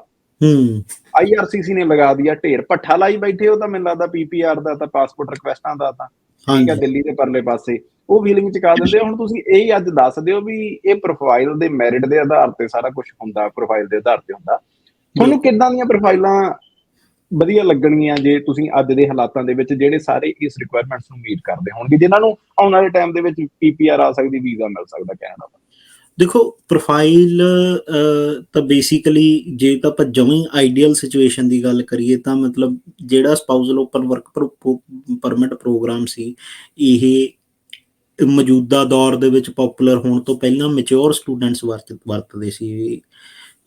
ਬੈਚਲਰ ਕੀਤੀ ਹੋਈ ਆ, ਇੱਥੇ ਤੁਸੀਂ ਮਾਸਟਰਸ ਕਰਨ ਆ ਰਹੇ ਹੋ, ਉੱਥੇ ਮੁੰਡਾ ਵੀ ਆਪਣਾ ਬਿਜ਼ਨਸ ਕਰ ਰਿਹਾ, ਆਪਣਾ ਕਮਾ ਰਿਹਾ, ਖਾ ਰਿਹਾ, ਮੁੰਡਾ ਜਾਂ ਕੁੜੀ ਜਿਹੜਾ ਵੀ ਸਪਾਊਸ ਪਾਰਟਨਰ ਇੰਡੀਆ 'ਚ ਆ, ਤੇ ਇੱਥੇ ਸੱਚੀ ਮਤਲਬ ਅੱਗੇ ਤੁਸੀਂ ਫਰਦਰ ਸਟੱਡੀ ਵਾਲੇ ਆ ਰਹੇ ਹੋ। ਸੋ ਇਹ ਇਸ ਚੀਜ਼ ਦੇ ਵਿੱਚੋਂ ਨਿਕਲ ਕੇ ਆਇਆ ਹੋਇਆ ਪ੍ਰੋਗਰਾਮ ਹੈ ਇਹ। ਸੋ ਹੁਣ ਵੀ ਆਪਾਂ ਬਾਰ-ਬਾਰ ਇਹ ਗੱਲ ਕਹਿੰਦੇ ਆ ਵੀ ਜਿਹੜੇ ਮੈਚਿਓਰ ਸਟੂਡੈਂਟ ਨੇ, ਵੀ ਜੇ ਸਪਾਊਸ ਦੀ ਪ੍ਰੋਫਾਈਲ ਐਸੀ ਹੈਗੀ ਆ ਵੀ ਹਾਂ ਉੱਥੇ ਉਹ ਵਧੀਆ ਇੱਕ ਆਪਦੀ ਜੌਬ ਕਰ ਰਿਹਾ, ਉਹ ਫਾਈਨੈਂਸ਼ੀਅਲੀ ਐਸਟੈਬਲਿਸ਼ਡ ਹੈ, ਉਹ ਸੋਸ਼ਲੀ ਐਸਟੈਬਲਿਸ਼ਡ ਹੈ, ਤਾਂ ਆਪਾਂ ਨਾਲ ਵੀ ਉਹਦਾ ਵੀਜ਼ਾ ਅਪਲਾਈ ਕਰ ਸਕਦੇ ਹਾਂ। ਇਹਦੇ 'ਚ ਕੋਈ ਮਸਲਾ ਨਹੀਂ ਹੈਗਾ ਕਿਸੇ ਨੂੰ। ਬਟ ਉਹਦੇ 'ਚ ਉਹ ਮਤਲਬ ਉਹ ਪ੍ਰੋਫਾਈਲ ਇੰਨੀ ਸਟਰੋਂਗ ਹੈ ਵੀ ਉਹ ਨਾਲ ਵੀ ਵੀਜ਼ਾ ਦੇਣ ਨੂੰ ਤਿਆਰ ਨੇ। ਤੇ ਹੁਣ ਦੂਜੇ ਪਾਸੇ ਆਪਣੀਆਂ ਦੂਜੀਆਂ ਪ੍ਰੋਫਾਈਲਸ ਨੇ ਜਿਹੜੀਆਂ ਬਾਅਦ ਦੇ ਵਿੱਚ ਵੀ ਕਈ ਵਾਰੀ ਵੀਜ਼ੇ ਵਾਸਤੇ ਸਟਰਗਲ ਕਰਦੀਆਂ। ਸੋ ਵਧੀਆ ਪ੍ਰੋਫਾਈਲ ਤਾਂ ਆਪਾਂ ਉਹੀ ਕਹਿ ਸਕਦੇ ਹਾਂ ਵੀ ਜਿਹੜੇ ਬੇਸਿਕਲੀ ਪੁੱਲ ਫੈਕਟਰਸ ਨੇ ਜੋ ਦੇਖਣੇ ਹੁੰਦੇ ਨੇ ਇਮੀਗ੍ਰੇਸ਼ਨ ਨੇ, ਕਿ ਉਹਨਾਂ ਦੀ ਫਾਈਨੈਂਸ਼ੀਅਲ ਸਿਚੁਏਸ਼ਨ ਕੀ ਹੈ, ਉਹਨਾਂ ਦੀ ਸੋਸ਼ਲ ਸਿਚੁਏਸ਼ਨ ਕੀ ਆ, ਟਾਈਜ਼ ਟੂ ਹੋਮ ਕੰਟਰੀ ਕੈਸੀਆਂ ਨੇ। ਸੋ ਉਹ ਸਾਰੀਆਂ ਚੀਜ਼ਾਂ ਜਿਹੜੀਆਂ ਪ੍ਰੋਫਾਈਲਾਂ ਪੂਰੀਆਂ ਕਰਦੀਆਂ ਨੇ, ਓਬਵੀਅਸਲੀ ਉਹ ਵਧੀਆ ਪ੍ਰੋਫਾਈਲਾਂ ਨੇ। ਤੇ ਉਹਦੇ ਵਿੱਚ ਵੀ ਉਮਰ ਵਾਲਾ ਫੈਕਟਰ ਹੈ ਜਿਹੜਾ, ਉਹ ਇੱਕ ਵੱਡਾ ਫੈਕਟਰ ਆ। ਮੈਨੂੰ ਇਹ ਹਮੇਸ਼ਾ ਲੱਗਦਾ ਵੀ ਬਹੁਤ ਸੌਖਾ ਹੁੰਦਾ ਜਦੋਂ ਤੁਸੀਂ ਇੱਕ ਮੈਚਿਓਰ ਸਟੂਡੈਂਟ ਆ, ਤੁਹਾਡੇ ਵਿਆਹ ਹੋਏ ਨੂੰ 2, 2.5, 3 ਸਾਲ ਹੋ ਗਏ, ਤੁਸੀਂ ਉੱਥੇ ਆਰਾਮ ਨਾਲ ਰਹਿ ਰਹੇ ਸੀ, ਫਿਰ ਉਹ ਤੋਂ ਬਾਅਦ ਤੁਸੀਂ ਕਿਹਾ ਵੀ ਚਲੋ ਹੁਣ ਆਪਾਂ ਮਾਸਟਰਸ ਕਰੀਏ। ਬਟ ਉਹ ਜਿਹੜੀਆਂ +2 ਵਾਲੀਆਂ ਪ੍ਰੋਫਾਈਲਸ ਨੇ, ਉਹ ਓਬਵੀਅਸਲੀ ਉਹਨਾਂ 'ਤੇ ਕੰਮ ਆਪਾਂ ਨੂੰ ਕਰਨਾ ਹੀ ਪੈਂਦਾ। ਆਪਾਂ ਨੂੰ ਪਤਾ ਹੀ ਆ ਵੀ ਹਾਂ ਵੀ ਉਹ ਪ੍ਰੋਫਾਈਲਸ ਨੂੰ ਜਸਟੀਫਾਈ ਕਰਨ ਵਾਸਤੇ ਤੁਹਾਨੂੰ ਕਿੰਨਾ ਸਬਮਿਸ਼ਨ ਦੇ ਵਿੱਚ ਲਿਖਣਾ ਪੈਂਦਾ, ਜੋ ਵੀ ਕਰਨਾ ਪੈਂਦਾ। ਸੋ ਉਹ ਪ੍ਰੋਫਾਈਲਸ ਕਾਈਂਡ ਆਫ ਆਪਾਂ ਪ੍ਰੈਜ਼ੈਂਟ ਕਰਨੀਆਂ ਪੈਂਦੀਆਂ ਨੇ। ਤੇ ਜਿਹੜੀਆਂ ਮੈਚਿਓਰ ਸਟੂਡੈਂਟ ਵਾਲੀਆਂ ਪ੍ਰੋਫਾਈਲ ਹੁੰਦੀਆਂ ਨੇ, ਉਹ ਆਲਰੇਡੀ ਵੈਲ ਪ੍ਰੀਪੇਅਰਡ ਹੁੰਦੀਆਂ ਨੇ ਵੀ ਆਪਾਂ ਸਿਰਫ ਉਹ ਸੇਮ ਚੀਜ਼ ਚੱਕ ਕੇ ਆਫਿਸਰ ਦੇ ਅੱਗੇ ਰੱਖਣੀ ਆ। ਸੋ ਵੀਜ਼ੇ ਤਾਂ ਦੇਖੋ ਜੀ ਸਾਰਿਆਂ ਨੂੰ ਮਿਲ ਜਾਂਦੇ ਆ, ਬਸ ਉਹਦੇ 'ਚ ਮਸਲਾ ਇਹ ਆ ਵੀ ਉਹ ਪ੍ਰੀਪੇਅਰ ਕਰਨ ਦੇ ਵਿੱਚ ਕਿਹਨੂੰ ਥੋੜ੍ਹਾ ਜਿਹੀ ਵੱਧ ਮਿਹਨਤ ਕਰਨੀ ਚਾਹੀਦੀ ਆ, ਤੇ ਕਿਹਦਾ ਸਰ ਸਕਦਾ ਥੋੜ੍ਹਾ ਜਿਹਾ ਕਹਿ ਲਓ ਵੀ ਸਿੰਪਲੀ ਡਾਕੂਮੈਂਟ ਦੇ ਕੇ। ਬਾਈ ਜੀ ਹੁਣ ਆਪਾਂ ਅਗਲੇ ਸਵਾਲ ਤੇ ਵੱਧਦੇ ਹਾਂ ਕਿ ਕਹਿੰਦੇ ਵੀ ADR ਆ ਗਈ ਜੀ, ਡਾਕੂਮੈਂਟਸ ਵੀ ਸਬਮਿਟ ਕਰਾਤੇ ਆ, ਟਾਈਮ ਪਤਾ ਨਹੀਂ ਕਾਹਤੋਂ ਲੱਗ ਰਿਹਾ। ਇਹ ਗੱਲ ਹਜੇ ਸਾਡੇ ਵਾਲੇ ਰੌਲਾ ਪਾ ਕੇ ਬੈਠੇ ਆ। ਇੰਡੀਆ ਵਾਲੇ ਏਜੰਟ ਕਹਿੰਦੇ ਵੀ ਤੁਹਾਡੀ ਪ੍ਰੋਫਾਈਲ ਵੀਜ਼ਾ ਤਿਆਰ ਆ, ਉਹ ਇਸ ਕਰਕੇ ਨਹੀਂ ਦੇ ਰਹੇ ਕਿ ਕਿਤੇ ਨਾ ਕਿਤੇ ਉਹਨਾਂ ਨੂੰ ਇਹ ਲੱਗਦਾ ਕਿ ਇਕੱਠੇ ਨਹੀਂ ਆਉਣੇ ਚਾਹੀਦੇ। ਮੈਂ ਪਰਸੋਂ ਚੌਥੇ ਗੱਲ ਸੁਣੀ ਜਾਂਦਾ ਸੀਗਾ, ਉਹ ਕਹਿੰਦੇ ਵੀ ਜੇ ਜਹਾਜ਼ ਭਰ ਆ ਗਏ ਤੇ ਕੰਮ ਖਰਾਬ ਹੋ ਜਾਣਾ। ਅੱਛਾ, ਠੀਕ ਹੈ, ਬੇਰੁਜ਼ਗਾਰੀ ਵੱਧ ਜਾਣੀ। ਕੈਨੇਡਾ ਵਾਲੇ ਤਾਂ ਇਹ ਸੋਚੀ ਬੈਠੇ ਆ। ਠੀਕ ਹੈ, ਪਤਾ ਨਹੀਂ ਕਿਹੜੀਆਂ ਕਿਹੜੀਆਂ। ਮਾੜਾ ਜਿਹਾ ਦੱਸੋ ਵੀ ADR ਤੋਂ ਬਾਅਦ ਟਾਈਮ ਕਿਉਂ ਲੱਗ ਰਿਹਾ, 2-2, 3-3 ਮਹੀਨੇ ਲੱਗ ਰਹੇ ਆ। ਸੋ ਬੇਸਿਕਲੀ ਜੀ ਆਪਾਂ ਉਹ ਜਿਹੜੀ ਪਹਿਲਾਂ ਵੀ ਗੱਲ ਕਰਦੇ ਸੀ ਵੀ ADR ਜਦੋਂ ਇਹਨਾਂ ਨੇ ਸ਼ੁਰੂ ਕੀਤਾ ਪ੍ਰੋਗਰਾਮ, ਉਦੋਂ ਇਟ ਵਾਜ਼ ਕਾਈਂਡ ਆਫ ਵੀ ਸਟੈਟਿਕਸ ਠੀਕ ਕਰਨ ਦਾ ਤਰੀਕਾ ਸੀ ਵੀ ਟਾਈਮ ਲਾਈਨ ਕਹਿਤੀ ਵੀ ਇੰਨੇ ਟਾਈਮ ਦੇ ਵਿੱਚ ਕਰਨਾ। ਹੁਣ ਜਿਹੜੀ ਪ੍ਰੋਫਾਈਲ ਇੱਕ ਵਾਰੀ ਉਹਨਾਂ ਦੇ ਹੱਥ ਦੇ ਵਿੱਚੋਂ ਲੰਘ ਗਈ ਕਾਈਂਡ ਆਫ, ਉਹ ਹੋਊਗੀ ਵੀ ਇਹਨੂੰ ਰਿਕੁਐਸਟ ਭੇਜੀ ਹੋਈ ਆ, ਤਾਂ ਉਹਨਾਂ ਨੇ ਉਹਦੇ ਤੇ ਐਕਸ਼ਨ ਲੈ ਲਿਆ। ਸੋ ਵਾਪਸੀ ਉਹ ਮਤਲਬ ਕਹਿ ਲਓ ਵੀ ਜਦੋਂ ਮੁੜ ਘੁੜ ਕੇ ਉਹਦਾ ਬਾਕੀ ਪ੍ਰੋਫਾਈਲਾਂ ਦੇ ਬਾਅਦ ਟਾਈਮ ਆਉਂਦਾ, ਉਹਨੇ ਉਦੋਂ ਹੀ ਦੇਖਣੀ ਆ ਵੀ ਇਹਦੇ 'ਚ ਕੀ ਚੱਲ ਰਿਹਾ। ਤਾਂ ਹੀ ਉਦੋਂ ਉਹਨਾਂ ਨੇ 4-4 ਮਹੀਨੇ ਵਾਲੀਆਂ, 3-3 ਮਹੀਨੇ ਵਾਲੀਆਂ ADRs ਵੀ ਦਿੱਤੀਆਂ ਨੇ, ਰਾਈਟ। ਸੋ ਹੁਣ ਇਹ ਆ ਵੀ ਮੈਨੂੰ ਲੱਗਦਾ ਵੀ ਥੋੜ੍ਹੀ ਜਿਹੀ ਸਕਰੂਟਨੀ ਵੱਧ ਆ ਵੀ ਜਿਹੜੇ ਤੁਸੀਂ ਡਾਕੂਮੈਂਟ ਭੇਜਦੇ ਹੋ ਉਹ ਪ੍ਰੋਪਰਲੀ ਉਹਨਾਂ ਨੂੰ ਵੈਰੀਫਾਈ ਕਰਦੇ ਨੇ, ਤੇ ਉਹਦੇ ਤੇ ਟਾਈਮ ਲਾਉਂਦੇ ਨੇ, ਬੈਕਗਰਾਊਂਡ ਚੈੱਕ ਦੁਬਾਰੇ ਕਰਦੇ ਆ। ਸੋ ਉਹਦੇ ਤੇ ਟਾਈਮ ਲੱਗ ਰਿਹਾ। ਤੇ ਬਾਕੀ ਰਿਜ਼ਲਟ ਤਾਂ ਆ ਰਹੇ ਨੇ, ਇਹ ਤਾਂ ਨਹੀਂ ਵੀ ਰਿਜ਼ਲਟ ਆਉਂਦਾ ਹੀ ਨਹੀਂ ਕਿਸੇ ਦਾ। ਬਾਕੀ ਹਾਂ ਵੀ ਇਹ ਕੋਈ ਫਰਕ ਨਹੀਂ ਪੈਂਦਾ ਉਹਨਾਂ ਨੂੰ ਵੀ ਇਕੱਠੇ ਭੇਜਣ ਜਾਂ ਬਾਅਦ ਦੇ ਵਿੱਚ ਭੇਜਣ, ਜਾਂ ਦੇਣਾ ਜਾਂ ਨਹੀਂ ਦੇਣਾ। ਉਹਨਾਂ ਕੋਲੇ ਟਾਈਮ ਦੇ ਹਿਸਾਬ ਆ, ਜਿਵੇਂ ਫਾਈਲ ਦਾ ਨੰਬਰ ਹੈ ਉਵੇਂ ਆਊਗਾ ਤੇ ਉਹ ਆਈ ਜਾਣਾ। ਨਹੀਂ, ਬਹੁਤ ਜ਼ਿਆਦਾ ਰੌਲਾ ਪਿਆ ਹੋਇਆ। ਹੁਣ ਬਾਈ ਜੀ ਚੌਥਾ ਸਵਾਲ ਚੱਲਦੇ ਆ। ਬਹੁਤ ਸਾਰੀਆਂ ਐਪਲੀਕੇਸ਼ਨਾਂ ਬੈਕਗਰਾਊਂਡ ਚੈੱਕ ਤੇ ਖੜੀਆਂ ਹੋਈਆਂ ਜੀ। ਠੀਕ ਹੈ ਜੀ, ਮੈਂ ਨਾ ਪਿੱਛੇ ਜੇ ਆਪਣੇ ਕੋਲੇ ਰਿਫਿਊਜ਼ਲ ਆਈ ਸੀ, ਜਿਹਦੇ ਵਿੱਚ ਉਹਨਾਂ ਨੇ ਲਿਖਿਆ ਸੀ ਕਿ ਤੁਹਾਡੇ ਡਾਕੂਮੈਂਟਸ ਹੀ ਨਹੀਂ ਸਾਨੂੰ ਦੇਖਿਆ ਸੀ, ਇਸ ਕਰਕੇ ਰਿਫਿਊਜ਼ ਕਰ ਰਹੇ। ਬਿਲਕੁਲ। ਤੇ ਬੜੇ ਨਾਮੀ ਚੰਦ ਉਹਨਾਂ ਦੇ ਕੰਮਕਾਰ ਆ ਲੁਧਿਆਣੇ ਏਰੀਏ ਦੇ ਵਿੱਚ, ਕਿਤੇ ਵੱਡੇ ਵੱਡੇ ਦਫ਼ਤਰ ਖੋਲੀ ਬੈਠੇ ਆ। ਮਤਲਬ ਇੱਥੇ ਦੱਸੋ ਕਿ ਇਹ ਡਾਕੂਮੈਂਟਸ ਹੀ ਨਹੀਂ ਅਗਲੇ ਨੂੰ ਦੇਖੇ।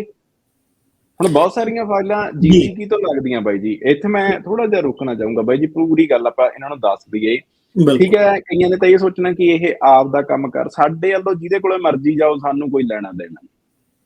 ਅਸੀਂ ਕਲੀਅਰ ਕਹਿੰਦੇ ਆ, ਜੇ ਤੁਸੀਂ ਆਓਗੇ ਚੰਗੀ ਗੱਲ ਆ, ਨਹੀਂ ਆਓਗੇ ਫਿਰ ਵੀ ਅਸੀਂ ਆਪਦਾ ਰੋਟੀ ਪਾਣੀ ਚਲਾਈ ਜਾਣਾ ਸਾਡਾ। ਠੀਕ ਹੈ, ਹੁਣ ਮਸਲਾ ਬਾਈ ਜੀ ਇਹ ਬਣਿਆ ਹੋਇਆ ਕਿ ਬਹੁਤ ਸਾਰੀਆਂ ਐਪਲੀਕੇਸ਼ਨਾਂ ਬੈਕਗਰਾਉਂਡ ਤੇ ਫਸੀਆਂ ਹੋਈਆਂ ਪੰਜਾਬ ਸਾਈਡ।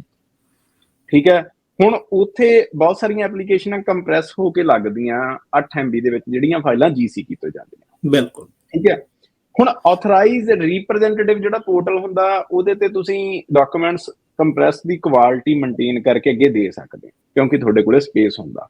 ਕਿ ਇਹ ਵੀ ਇੱਕ ਫੈਕਟਰ ਹੈਗਾ ਕਿ ਬਹੁਤ ਸਾਰੀਆਂ ਐਪਲੀਕੇਸ਼ਨਾਂ ਬੈਕਗਰਾਉਂਡ ਚੈੱਕ ਤੇ ਖੜ ਜਾਣੀਆਂ ਪੰਜਾਬ ਸਾਈਡ ਤੋਂ। ਦੂਜੀਆਂ ਜਿਹੜੀਆਂ ਗੁਜਰਾਤ ਦੀਆਂ ਫਾਈਲਾਂ, ਉਹ ਵੀ ਥੋੜੀਆਂ ਬਹੁਤੀਆਂ ਸਟੱਕ ਜਿਹੜੀਆਂ ਮੈਨੂੰ ਸੁਣਨ ਨੂੰ ਆਇਆ। ਠੀਕ ਹੈ, ਜਿਹੜਾ ਆਲਾ ਦੁਆਲਾ ਮੈਂ ਸੁਣਦਾ। ਠੀਕ ਹੈ, ਤਾਂ ਜਿਹੜੇ ਵੀਜ਼ੇ ਆ ਰਹੇ ਆ, ਉਹ ਪ੍ਰੋਫਾਈਲਾਂ ਲਾਈਕ ਆਪਾਂ ਇਹ ਕਹਿ ਸਕਦੇ ਹਾਂ ਕਿ ਉਹ ਸਟੇਟਾਂ ਦੀਆਂ, ਜਿਵੇਂ ਬੰਗਲੌਰ ਵਾਲੇ ਹੋ ਗਏ। ਬਿਲਕੁਲ, ਕੇਰਲਾ, ਬੰਗਲੌਰ, ਸਾਊਥ ਲਾ ਲਓ। ਸੋ ਬੇਸਿਕਲੀ ਉਹਦੇ ਚ ਜੀ ਫਰਕ ਦੇਖੋ, ਇੱਕ ਤਾਂ ਪ੍ਰੋਫਾਈਲਾਂ ਦਾ ਹੀ ਫਰਕ ਆ। ਯੂਜਲੀ ਸਟੂਡੈਂਟਸ ਦੀਆਂ ਪ੍ਰੋਫਾਈਲ ਜਿਹੜੀਆਂ ਉੱਧਰਲੀਆਂ ਨੇ ਸਟਰੋਂਗ ਹੁੰਦੀਆਂ ਨੇ, ਬੰਦੇ ਜੌਬ ਕਰਦੇ ਹੁੰਦੇ ਆ ਤੇ ਮੈਚੋਰ ਸਟੂਡੈਂਟ ਵੀ ਹੁੰਦੇ ਆ। ਬਟ ਇਹ ਜਿਹੜਾ ਤੁਸੀਂ ਪੁਆਇੰਟ GCK ਵਾਲਾ ਕਿਹਾ, ਮਤਲਬ ਇਟਸ ਅ ਮੇਜਰ ਫੈਕਟਰ ਜੋ ਮੈਨੂੰ ਲੱਗਦਾ। ਰੀਜ਼ਨ ਬੀਇੰਗ, ਹੁਣ ਆਪਾਂ ਪ੍ਰੋਫਾਈਲਾਂ ਤੇ ਕੰਮ ਕਰਦੇ, ਆਪਾਂ ਨੂੰ ਪਤਾ ਹੀ ਹੁੰਦਾ ਵੀ ਕਿੰਨਾ ਡਾਟਾ ਹੋ ਜਾਂਦਾ ਦੇਣ ਵਾਲਾ। ਮਤਲਬ ਮੈਂ ਤਾਂ ਕੱਲ ਹੀ ਕਿਸੇ ਨਾਲ ਕੰਸਲਟੇਸ਼ਨ ਸੀ, ਮੈਂ ਉਹਨਾਂ ਨੂੰ ਜੇ ਸੁਣਦੇ ਵੀ ਹੋਣਗੇ ਉਹ ਗਵਾਹੀ ਦੇ ਦੇਣਗੇ ਵੀ ਮੈਂ ਉਹਨਾਂ ਨੂੰ ਕਿਹਾ ਵੀ ਜੇ ਤੁਸੀਂ ਮੈਨੂੰ ਕਹੋਗੇ ਵੀ ਮੈਂ GCK ਤੋਂ ਫਾਈਲ ਨਹੀਂ ਲਾਉਣੀ ਤੁਹਾਡੀ, ਕਿਉਂਕਿ ਮੈਨੂੰ ਪਤਾ ਵੀ ਜੋ ਇਨਫੋਰਮੇਸ਼ਨ ਮੈਂ ਦੇਣੀ ਚਾਹੁੰਦਾ ਇਮੀਗ੍ਰੇਸ਼ਨ ਨੂੰ, ਉਹ GCK ਦੇ ਵਿੱਚ ਪੂਰੀ ਆ ਹੀ ਨਹੀਂ ਸਕਦੀ। ਮਤਲਬ ਪੂਰੀ ਇਹ ਆ ਵੀ ਉਹ ਡਾਕੂਮੈਂਟ ਦੀ ਕੁਆਲਿਟੀ ਜੇ ਐਸੀ ਰਹਿ ਗਈ ਵੀ ਹਾਂ ਵੀ ਉਹਦੇ 'ਚ ਮੈਨੂੰ ਅੱਖਰ ਹੀ ਨਾ ਬੈਂਕ ਸਟੇਟਮੈਂਟ ਦੇ ਵਿੱਚ ਸਮਝ ਆਇਆ, ਤਾਂ ਉਹ ਬੈਂਕ ਸਟੇਟਮੈਂਟ ਲਾਈ ਜਾਂ ਨਾ ਲਾਈ ਇੱਕ ਬਰਾਬਰ ਆ। ਹੁਣ ਉਹਦੇ 'ਚ ਅੱਗੇ ਵੀ ਦੋ ਮਸਲੇ ਆ ਸਿਮਰ। ਇੱਕ ਤਾਂ ਇਹ ਆ ਵੀ ਦੇਖੋ ਉਹਨੂੰ ਸਮਝ ਹੀ ਨਹੀਂ ਆਇਆ। ਦੂਜਾ, ਜਿਹੜੇ ਆਫਿਸਰ ਨੇ ਵੇਖੋ ਉਹ ਕਾਈਂਡ ਆਫ ਪ੍ਰੋਫਾਈਲ ਦੇਖ ਕੇ, ਮਤਲਬ ਉਹਨਾਂ ਦੀ ਜਿਹੜੀ ਇੱਕ ਸਾਈਕੋਲੋਜੀਕਲ ਜਾਂ ਸਾਈਕੋ ਸੋਸ਼ਲ ਟ੍ਰੇਨਿੰਗ ਹੁੰਦੀ, ਉਹ ਇਹ ਹੁੰਦੀ ਆ ਵੀ ਡਾਕੂਮੈਂਟ ਦੇਖ ਕੇ ਅੰਦਾਜ਼ਾ ਲਾਉਣਾ ਵੀ ਕਿਤੇ ਇਹ ਬੰਦਾ ਸਾਨੂੰ ਕੋਈ ਧੋਖਾ ਦੇਣ ਦੀ ਟਰਾਈ ਤਾਂ ਨਹੀਂ ਕਰ ਰਿਹਾ। ਹੁਣ ਆਪਾਂ ਮੰਨ ਲਓ ਕਿਤੇ ਬੈਂਕ ਦੇ ਵਿੱਚ ਕੋਈ ਕੰਮ ਕਰਾਉਣਾ, ਕੋਈ ਮੌਰਗੇਜ ਦਾ ਕੰਮ ਆ, ਜਿੱਥੇ ਆਪਾਂ ਨੂੰ ਇਹ ਲੱਗਦਾ ਵੀ ਡਾਕੂਮੈਂਟ ਆਪਾਂ ਤਿਆਰ ਕਰਵਾਏ ਨੇ, ਜਾਲੀ ਨੇ, ਤਾਂ ਆਪਾਂ ਕਈ ਵਾਰੀ ਕੀ ਕਰਦੇ ਹਾਂ ਵੀ ਉਹ ਥੋੜ੍ਹੀ ਜਿਹੀ ਘੱਟ ਕੁਆਲਿਟੀ 'ਚ ਭੇਜ ਦਿਓ ਵੀ ਪਤਾ ਨਾ ਲੱਗੇ ਵੀ ਹਾਂ ਵੀ ਇਹਦੇ 'ਚ ਕੋਈ ਐਡੀਟਿੰਗ ਹੋਈ ਆ, ਰਾਈਟ। ਸੋ ਮੈਂ ਇਹੋ ਜਿਹਾ ਡਾਕੂਮੈਂਟ ਦੇਖਦਾ ਜਾਂ ਆਫਿਸਰ ਇਹੋ ਜਿਹਾ ਡਾਕੂਮੈਂਟ ਦੇਖਦਾ, ਤਾਂ ਓਬਵੀਅਸਲੀ ਉਹਦੇ ਦਿਮਾਗ ਦੇ ਵਿੱਚ ਇੱਕ ਇਹ ਗੱਲ ਜ਼ਰੂਰ ਜਾ ਸਕਦੀ ਹੈ ਕਿ ਹੋ ਸਕਦਾ ਇਹ ਬੈਂਕ ਦੀ ਅਸਲੀ ਸਟੇਟਮੈਂਟ ਹੋਵੇ ਹੀ ਨਾ। ਇਹਦੀ ਕੁਆਲਿਟੀ ਉਹਨਾਂ ਨੇ ਇਸੇ ਕਰਕੇ ਇੰਨੀ ਘਟਾਤੀ ਵੀ, ਹਾਲਾਂਕਿ ਮੈਨੂੰ ਲਿਖਿਆ ਦਿਖ ਰਿਹਾ ਵੀ 5 ਲੱਖ ਆ, ਪਰ ਉਹਦੇ ਪਿਕਸਲ ਏਡੇ ਟੁੱਟੇ ਹੋਏ ਨੇ ਵੀ ਮੈਂ ਦੱਸ ਨਹੀਂ ਸਕਦਾ ਵੀ ਇਹ ਐਡੀਟਿੰਗ ਹੈ ਕਿ ਨਹੀਂ ਹੈ। ਸੋ ਜੇ ਉਹ ਸਵਾਲ ਇੱਕ ਵਾਰੀ ਆ ਗਿਆ ਤਾਂ ਉਹ ਤੁਹਾਡੀ ਪ੍ਰੋਫਾਈਲ ਦੀ ਕ੍ਰੈਡੀਬਿਲਿਟੀ ਤੇ ਸਵਾਲ ਬਣ ਗਿਆ। ਉਹ ਸਿਰਫ ਇੱਕ ਡਾਕੂਮੈਂਟ ਦੀ ਜਿਹੜੀ ਪੜ੍ਹਨ ਦੀ ਉਹ ਉਹਨੂੰ ਛੱਡ ਕੇ ਪੂਰੀ ਪ੍ਰੋਫਾਈਲ ਦੀ ਕ੍ਰੈਡੀਬਿਲਿਟੀ ਦਾ ਸਵਾਲ ਹੋ ਗਿਆ। ਹੁਣ ਉਹ ਜਦੋਂ ਕ੍ਰੈਡੀਬਿਲਿਟੀ ਦਾ ਸਵਾਲ ਹੋ ਗਿਆ ਤਾਂ ਫਿਰ ਉਹ ਸਿਰਫ ਬੈਂਕ ਸਟੇਟਮੈਂਟ ਤੱਕ ਗੱਲ ਨਹੀਂ ਰਹੀ। ਉਹਨੂੰ ਇਹ ਲੱਗਦਾ ਵੀ ਜੇ ਬੈਂਕ ਸਟੇਟਮੈਂਟ ਹੋ ਸਕਦਾ ਜਾਲੀ ਹੋਵੇ, ਹੋ ਸਕਦਾ ਬੰਦੇ ਦੇ ਕੰਮ ਦੇ ਕਾਗਜ਼ ਵੀ ਜਾਲੀ ਨੇ, ਹੋ ਸਕਦਾ ਵੀ ਜਿਹੜਾ ਡੇਅਰੀ ਫਾਰਮ ਖੁਲਾਇਆ ਉਹ ਵੀ ਜਾਲੀ ਆ। ਉਹ ਚੇਨ ਆਫ ਇਵੈਂਟਸ ਬਣ ਜਾਂਦੀ ਆ। ਸੋ ਉੱਥੇ ਮੈਨੂੰ ਲੱਗਦਾ ਵੀ ਬੈਕਗਰਾਊਂਡ ਦੇ ਵਿੱਚ ਬਹੁਤ ਫਰਕ ਆ। ਇਹਦਾ ਆਪਣੇ ਕੋਲੇ ਐਜ਼ ਸੱਚ ਕੋਈ ਸਟੈਟਿਸਟੀਕਲ ਡਾਟਾ ਨਹੀਂ ਹੈਗਾ ਆਪਣੇ ਕੋਲੇ, ਸਿਰਫ ਜਿਹੜੇ ਆਪਣੇ ਨਾਲ ਕੇਸ ਡਿਸਕਸ ਹੁੰਦੇ ਨੇ ਉਹ ਨੇ। ਬਟ ਮੈਂ ਬਹੁਤ ਦਾਅਵੇ ਨਾਲ ਕਹਿ ਸਕਦਾ ਵੀ ਜੇ ਫਾਈਲਾਂ ਨੂੰ ਐਜ਼ ਸੱਚ ਨੰਬਰ ਤੇ ਕੰਪੇਅਰ ਕੀਤਾ ਜਾਵੇ APR ਵਾਲਿਆਂ ਨੂੰ ਤੇ GCK ਵਾਲਿਆਂ ਨੂੰ, ਬੈਕਗਰਾਊਂਡ ਚੈੱਕ ਦੀ ਟਾਈਮ ਲਾਈਨ ਉਹ GCK ਦੀ ਬਹੁਤ ਜ਼ਿਆਦਾ ਵੱਧ ਆਊਗੀ APR ਨਾਲੋਂ। ਐਗਰੀ ਜੀ। ਕਿਉਂਕਿ ਆਪਾਂ ਜਦੋਂ ਲੋਕ ਕਹਿ ਰਹੇ ਸੀ ਵੀ ਰਿਜ਼ਲਟ ਨਹੀਂ ਆ ਰਹੇ, ਮਤਲਬ ਮੈਂ ਗੱਲ ਕਰਦਾ ਮਈ ਦੀ ਲਾ ਲਓ, ਮਈ ਦੇ ਵਿੱਚ ਠੀਕ ਠੀਕ ਰਿਜ਼ਲਟ ਆ ਰਹੇ ਸੀ ਆਪਣੇ। ਉਹਨਾਂ ਟਾਈਮਾਂ ਦੇ ਵਿੱਚ 4.5 ਤੇ 5 ਮਹੀਨੇ ਵਾਲੇ ਰਿਜ਼ਲਟ ਆਏ ਜੀ। ਤੇ ਉਸੇ ਦੇ ਨਾਲ ਜਿਹੜੀਆਂ ਕੁਝ ਪ੍ਰੋਫਾਈਲਾਂ ਆਪਾਂ ਟੇਕ ਓਵਰ ਕੀਤੀਆਂ ਸੀ GCK ਵਾਲੀਆਂ, ਉਹਨਾਂ ਦੇ ਰਿਜ਼ਲਟ ਅਜੇ ਅੱਧੇ ਪੈਂਡਿੰਗ ਨੇ, ਅੱਧੇ ਨਹੀਂ ਆਏ। ਰਾਈਟ, ਸੋ ਉਹ ਮਤਲਬ ਆਪਣੇ ਕੋਲੇ ਜਿਹੜਾ ਡਾਟਾ ਸੈੱਟ ਆ ਉਹ ਸਿਰਫ ਆਪਣੀਆਂ ਫਾਈਲਾਂ ਦਾ, ਬਟ ਮੈਨੂੰ ਲੱਗਦਾ ਵੀ ਜੇ ਇਹਨੂੰ ਤੁਸੀਂ ਵੱਡੇ ਪੱਧਰ ਤੇ ਸਭ ਨਾਲ ਡਿਸਕਸ ਕਰੋ, ਮਤਲਬ ਮੈਂ ਬਹੁਤ ਦਾਅਵੇ ਨਾਲ ਕਹਿ ਸਕਦਾ ਵੀ GC ਕੀ ਵਾਲੀਆਂ ਫਾਈਲਾਂ ਦੇ ਵਿੱਚ ਬੈਕਗਰਾਊਂਡ ਚੈੱਕ ਤੇ ਟਾਈਮ ਵੱਧ ਲੱਗਦਾ। ਤੁਸੀਂ ਸਾਰਾ ਡਾਟਾ ਦੇ ਹੀ ਨਹੀਂ ਸਕਦੇ ਬਿਨਾਂ ਉਹਦੀ ਕੁਆਲਿਟੀ ਖਰਾਬ ਕੀਤੇ। ਹੁਣ ਇੱਕ ਪਾਸੇ ਇੱਕ ਸਟੇਟਮੈਂਟ ਆ ਵੀ ਜਿਹਦੇ ਤੇ ਬੈਂਕ ਦਾ ਬਾਰਕੋਡ ਵੀ ਦਿਖ ਰਿਹਾ, ਕੱਲਾ ਕੱਲਾ ਅੱਖਰ ਵੀ ਦਿਖ ਰਿਹਾ। ਇੱਕ ਪਾਸੇ ਇੱਕ ਸਟੇਟਮੈਂਟ ਆ ਜਿਹਦੇ ਤੇ ਉਹ ਪਿਕਸਲ ਏਡੇ ਟੁੱਟੇ ਹੋਏ ਆ ਵੀ ਉਹ ਤੁਹਾਡੇ ਕ੍ਰੈਡਿਟ ਡੈਬਿਟ ਵਾਲੇ ਉਹ ਸਾਫ਼ ਹੀ ਨਹੀਂ ਦਿਖ ਰਹੇ। ਤਾਂ ਓਬਵੀਅਸਲੀ ਆਫਿਸਰ ਵਾਸਤੇ ਇਹਦੇ ਤੇ ਡਿਸੀਜਨ ਲੈਣਾ ਵੀ ਬਹੁਤ ਸੌਖਾ, ਜੇ ਉਹ ਜਮਾਂ ਹੀ ਅੱਗੇ ਵੀ ਕੁਛ ਨਹੀਂ ਸੋਚ ਰਿਹਾ ਵੀ ਹਾਂ ਠੀਕ ਆ, ਉਹਨੇ ਦੇਖਿਆ ਇੱਕ ਵਾਰੀ 'ਚ ਉਹਨੂੰ ਸਮਝ ਆ ਗਈ। ਇਹਦੇ ਤੇ ਪਹਿਲੀ ਚੀਜ਼ ਤਾਂ ਵੀ ਡਿਸੀਜਨ ਲੈਣਾ ਹੀ ਬਹੁਤ ਔਖਾ। ਦੂਜਾ ਜਿਹੜਾ ਮੈਂ ਕ੍ਰੈਡੀਬਿਲਿਟੀ ਵਾਲੀ ਗੱਲ ਕੀਤੀ ਉਹ ਤਾਂ ਹੈਗੀ।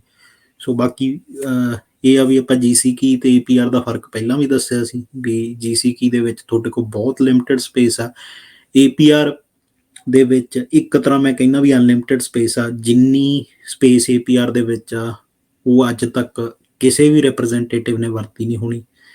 ਮਤਲਬ ਜਿਹੜੇ ਆਪਾਂ ਮੋਟੇ ਵੀ ਵਰਤਦੇ ਹਾਂ, ਜੇ ਆਪਾਂ 4 MB ਨੂੰ ਲਾਈਏ, ਮਤਲਬ ਮੈਨੂੰ ਲੱਗਦਾ ਵੀ ਆਪਾਂ ਮੁਸ਼ਕਿਲ ਨਾਲ 20-22 ਖਾਨੇ ਵਰਤੇ ਹੋਣੇ ਮੈਕਸੀਮਮ। ਉਹ ਵੀ ਜਿਹੜੀਆਂ ਮੈਕਸਿਮਮ ਆਪਾਂ ਨਹੀਂ ਵਰਤਦੇ ਹਾਂ ਵੀ 80 MB, ਪਰ ਦੇਖਿਆ ਜਾਵੇ ਤਾਂ ਆਪਣੇ ਕੋਲੇ ਟੈਕਨੀਕਲੀ ਤਾਂ ਅਨਲਿਮਿਟਡ ਆ ਨਾ, ਕਿਉਂਕਿ ਉਹਦੇ 'ਚ ਤਾਂ ਤੁਸੀਂ ਕਿਸੇ ਵੀ ਖਾਨੇ 'ਚ ਕੁਛ ਵੀ ਪਾ ਕੇ ਭੇਜ ਸਕਦੇ ਹੋ। ਸੋ ਬੇਸਿਕਲੀ ਵੀ ਕਿੱਥੇ 8 MB ਕਿੱਥੇ 80 MB, ਬਸ ਇੰਨਾ ਹੀ ਫਰਕ ਆ। ਦੂਜੀ ਗੱਲ ਬਾਈ ਜੀ, ਹਜੇ ਅੱਧੇ ਨਾ ਸਾਡੇ ਜਿਹੜੇ ਭੈਣ ਭਰਾ ਇਹਨਾਂ ਨੂੰ ਨਾ ਗੁੱਸਾ ਲੱਗਦਾ ਕਿ ਐਕਚੁਅਲੀ ਸਬਮਿਸ਼ਨ ਗਧੇ ਤੇ ਘੋੜੇ ਦਾ ਹਜੇ ਤੱਕ ਇਹਨਾਂ ਨੂੰ ਫਰਕ ਨਹੀਂ ਪਤਾ ਲੱਗਿਆ। ਸਾਰਾ ਕੁਝ ਕਰ ਲਿਆ, ਧੱਕੇ ਵੀ ਖਾ ਲਿਆ, ਸਾਰਾ ਕੁਝ ਹੋ ਗਿਆ, ਬਟ ਹਜੇ ਇਹਨਾਂ ਨੂੰ ਇਹ ਨਹੀਂ ਪਤਾ ਲੱਗਿਆ ਵੀ ਆਹ ਚੀਜ਼ ਕਿਵੇਂ ਆ। ਠੀਕ ਹੈ, ਮੈਨੂੰ ਕਈ ਵਾਰ ਬਾਈ ਕਾਲ ਕਰਦੇ ਆ, ਬਾਈ ਜੀ ਤੁਸੀਂ PPR ਸ਼ੇਅਰ ਨਹੀਂ ਕਰਦੇ। ਉਹ ਤੁਹਾਡੀ ਗੱਲ, ਹੁਣ ਸਾਡਾ ਹੁਣ ਕੰਮ ਹੀ ਡੇਲੀ ਦਾ ਇਹ ਆ, ਤੇ ਅਸੀਂ ਤਾਂ ਫਿਰ PPR ਹੀ ਸ਼ੇਅਰ ਕਰਕੇ ਬੰਦਾ ਰੱਖ ਲਈਏ, ਫਿਰ ਉਹ PPR ਹੀ ਸ਼ੇਅਰ ਕਰਿਆ ਕਰੂਗਾ ਫਿਰ ਡੇਲੀ। ਐਡੀ ਸਿਰਾ ਕਰਾਉਂਦੇ ਨਾ ਗੱਲਾਂ ਬਾਈ ਜੀ। ਇਹ ਲੌਜਿਕ ਬਣਦਾ ਵੀ PPR ਇਹਨਾਂ ਨੂੰ ਨਾ, ਉਹ ਆਪਾਂ ਵੀ, ਮੈਂ ਕਹਿੰਦਾ ਵੀ ਮੈਨੂੰ ਕਈ ਵਾਰ ਮੇਰਾ ਇੱਕ ਮਿੱਤਰ ਆ ਜਸ ਦੇਵਲ ਮੁੰਡਾ, ਇੱਥੇ ਆ ਹਲਮੈਂਟਨ ਦੇ ਵਿੱਚ ਰਹਿੰਦਾ, ਤੇ ਉਹ ਮੈਨੂੰ ਨਾ ਫੋਟੋ ਭੇਜੂਗਾ ਲੋਕਾਂ ਦੀ, ਕਹਿੰਦਾ ਯਾਰ ਤੁਸੀਂ 20-25 ਬੰਦੇ। ਮੈਂ ਕਿਹਾ ਸਾਡਾ ਕਿਹੜਾ ਗਰੋਹ ਆ, ਵਿਚਾਲੇ ਖੜ ਕੇ ਮੈਂ ਕਹਿੰਦਾ ਵੀ ਇਧਰਲੇ ਪਾਸੇ ਫੋਟੋਆਂ ਖਿਚਾ ਕੇ, ਪਤਾ ਨਹੀਂ ਬਾਈ ਯਾਰ ਕਿੱਥੋਂ ਕੱਢ ਲਿਆਉਂਦੇ ਇੰਨੇ ਯਾਰ। ਦੇਖੋ ਆਪਣਾ ਕਹਿ ਲਓ ਵੀ ਮੈਂ ਇਹ ਇੱਕ ਵਾਰੀ ਟਿਕਟੋਕ ਤੇ ਮੈਨੂੰ ਸਵਾਲ ਪੁੱਛਿਆ ਸੀ, ਮੈਂ ਉਦੋਂ ਸੇਮ ਜਵਾਬ ਦਿੱਤਾ ਸੀ। ਮਤਲਬ ਮੈਨੂੰ ਇਹ ਲੱਗਦਾ ਵੀ ਜੇ ਅਸੀਂ ਇੱਥੇ ਬੈਠੇ ਫਾਈਲਾਂ ਲਾ ਰਹੇ ਹਾਂ ਤਾਂ ਫਾਈਲਾਂ 'ਚੋਂ ਰਿਜ਼ਲਟ ਹੀ ਨਿਕਲਣੇ, ਹੋਰ ਉਹਨਾਂ 'ਚੋਂ ਕੱਦੂ ਥੋੜ੍ਹੀ ਨਿਕਲਣੇ ਨੇ। ਤੇ ਜੇ ਅਸੀਂ ਪੋਜ਼ੀਟਿਵ ਰਿਜ਼ਲਟ ਸ਼ੇਅਰ ਕਰਦੇ ਹਾਂ, ਅਸੀਂ ਕਹਿੰਦੇ ਹਾਂ ਵੀ ਹਾਂ ਵੀ ਸਾਡੇ ਕਰਕੇ ਪੋਜ਼ੀਟਿਵ ਰਿਜ਼ਲਟ ਆਉਂਦਾ, ਤਾਂ ਫਿਰ ਇਹ ਵੀ ਮੰਨਣਾ ਪਊਗਾ ਵੀ ਰਿਫਿਊਜ਼ਲ ਵੀ ਹੋ ਸਕਦਾ ਆਪਣੇ ਕਰਕੇ ਆਉਂਦੀ ਹੋਵੇ, ਫਿਰ ਉਹ ਵੀ ਬਰਾਬਰ ਸ਼ੇਅਰ ਕਰਦੇ ਹੋਣ।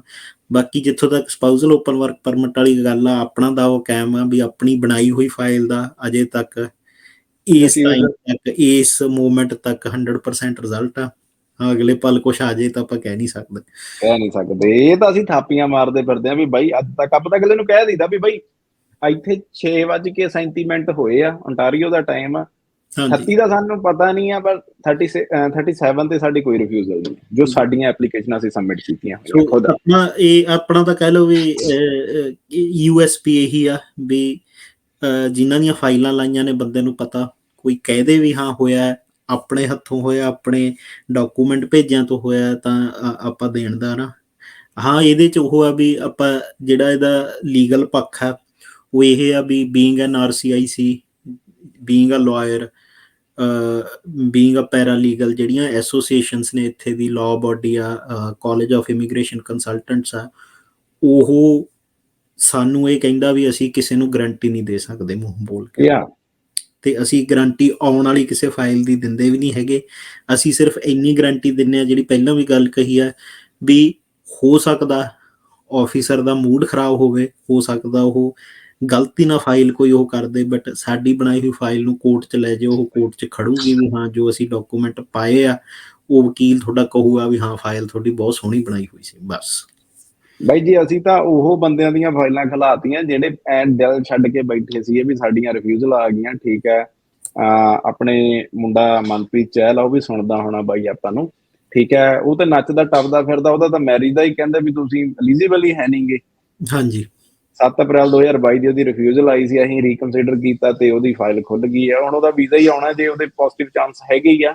ਬਿਲਕੁਲ, ਦੇਖੋ ਇੰਨੇ ਟਾਈਮ ਬਾਅਦ ਰੀਕਨਸੀਡਰੇਸ਼ਨ ਐਕਸੈਪਟ ਕਰਨਾ ਹੀ ਵੱਡੀ ਗੱਲ ਆ ਵੀ ਅਪ੍ਰੈਲ ਦੇ ਵਿੱਚ ਫਾਈਲ ਰਿਫਿਊਜ਼ ਹੁੰਦੀ ਆ, ਉਹ ਸਾਡੇ ਕੋਲ ਆਉਂਦੇ ਆ, ਅਸੀਂ ਰੀਕਨਸੀਡਰੇਸ਼ਨ ਪਾਉਂਦੇ ਆ ਤੇ ਉਹ ਫਾਈਲ ਦੁਬਾਰੇ ਖੁੱਲ ਕੇ ਹੁਣ ਇਨ ਪ੍ਰੋਸੈਸ ਚੱਲ ਰਹੀ ਆ।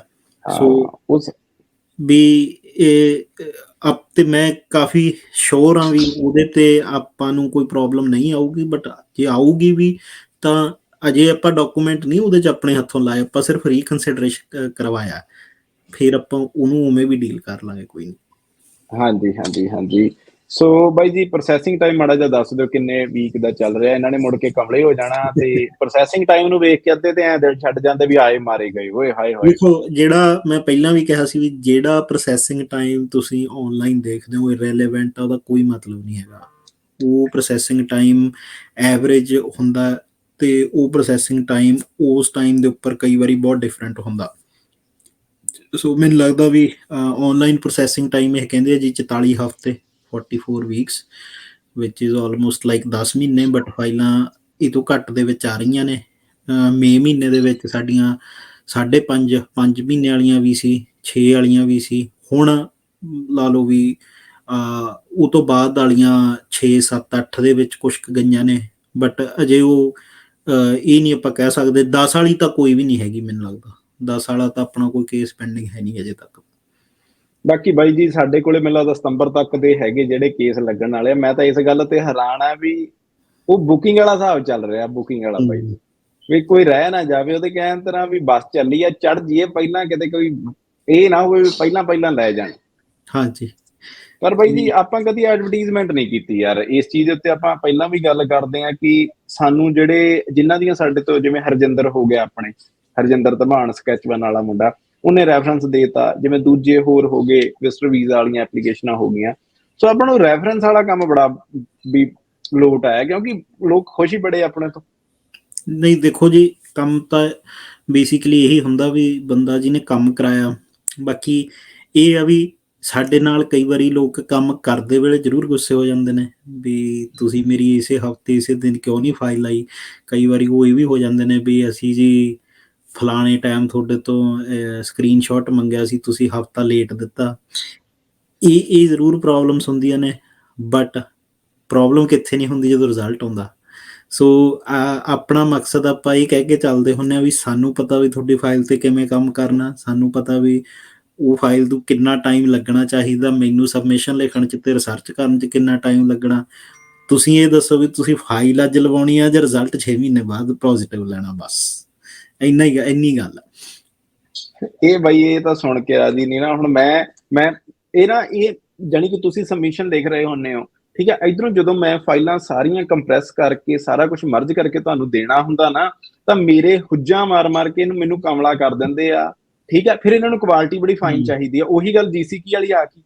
ਨਹੀਂ ਪਹਿਲਾਂ ਹੁਣ ਉਹਨਾਂ ਦੀਆਂ ਫਾਈਲਾਂ ਇਹਦੇ 'ਚ ਸਿਮਰ ਤੁਹਾਨੂੰ ਯਾਦ ਹੋਣਾ, ਜਿਹੜੀ ਆਪਾਂ ਰੀਕਨਸੀਡਰੇਸ਼ਨ ਵਾਲੀ ਫਾਈਲ ਦੀ ਗੱਲ ਕੀਤੀ ਹੈ, ਜਦੋਂ ਫਾਈਲ ਮੇਰੇ ਕੋਲ ਆਈ ਸੀ ਤਾਂ ਉਹ ਕਹਿੰਦੇ ਸੀ ਵੀ ਇਹ ਹਫ਼ਤੇ ਦੇ ਵਿੱਚ ਫਾਈਲ ਲਾ ਦਿਓ। ਮੈਂ ਮੋੜ ਕੇ ਕਿਹਾ ਸੀ ਵੀ ਤੁਹਾਡਾ ਹਫ਼ਤੇ ਦੇ ਵਿੱਚ ਹੋਣ ਵਾਲਾ ਕੰਮ ਹੈ ਨਹੀਂ, ਜਿਹੜਾ ਮੈਨੂੰ ਡਾਕੂਮੈਂਟ ਚਾਹੀਦਾ ਮੈਨੂੰ ਆਹ ਬਣਵਾ ਕੇ ਦਿਓ, ਫਿਰ ਤੁਹਾਡੀ ਰੀਕਨਸੀਡਰੇਸ਼ਨ ਪਊਗੀ ਤੇ ਉਸੇ ਡਾਕੂਮੈਂਟ ਤੇ ਪਊਗੀ। ਉਹ ਫਾਈਲ ਨੂੰ ਮੈਨੂੰ ਲੱਗਦਾ ਸਿਰਫ ਰੀਕਨਸੀਡਰੇਸ਼ਨ ਬਣਾਉਣ ਨੂੰ ਆਪਾਂ ਨੂੰ 15 ਦਿਨ ਲੱਗੇ। ਹਾਂ, ਉਹ ਟਾਈਮ ਲੱਗਿਆ ਆਪਾਂ ਨੂੰ। ਬਟ ਜੇ ਉਹਦੇ ਨਾਲ ਫਾਈਲ ਖੁੱਲ ਗਈ, ਕਿੱਥੇ ਉਹ ਫਾਈਲ ਰਿਫਿਊਜ਼ਲ ਸੀ, ਪੂਰਾ ਆਪਾਂ 8 ਮਹੀਨੇ ਦੇ ਪ੍ਰੋਸੈਸ 'ਚ ਜਾ ਰਹੇ ਸੀ, ਘੱਟੋ ਘੱਟ ਫਾਈਲ ਤਾਂ ਖੁੱਲੀ ਨਾ ਉਹ 4 ਮਹੀਨਿਆਂ 'ਚ। ਉਹੀ ਤਾਂ ਗੱਲ ਆ ਨਾ, ਉਹ ਤਾਂ ਵਿੰਗੀਆਂ ਟੇਢੀਆਂ ਉਹ ਪਿਛਲੇ ਮਹੀਨੇ ਖੁੱਲ ਗਈ ਸੀ, ਮਤਲਬ ਅਪ੍ਰੈਲ ਦੇ ਵਿੱਚ ਆਪਾਂ ਆਲਮੋਸਟ ਅਪ੍ਰੈਲ ਐਂਡ 'ਚ ਪਾਈ ਸੀ ਉਹ, ਤੇ 2 ਮਹੀਨੇ ਦੇ ਵਿੱਚ ਫਾਈਲ ਖੁੱਲ ਗਈ ਦੁਬਾਰਾ।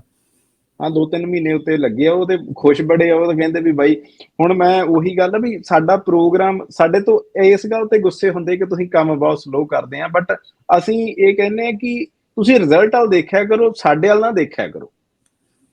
ਪਹਿਲਾਂ ਵੀ ਬਾਈ ਹੁਣ ਕਈ ਆਪਣੇ ਕੋਲੇ ਉਹ ਸੱਜਣ ਆਉਣੇ ਆ ਜਿਨ੍ਹਾਂ ਨੇ ਸਾਲ 2 ਸਾਲ ਪਹਿਲਾਂ ਵੇਟ ਕੀਤਾ ਤੇ ਉਹਨਾਂ ਨਾਲ ਕੋਈ ਹੈਪਨਿੰਗ ਹੋ ਗਈ ਆ, ਠੀਕ ਹੈ, ਕੋਈ ਰਿਫਿਊਜ਼ਲ ਆ ਗਈ ਆ।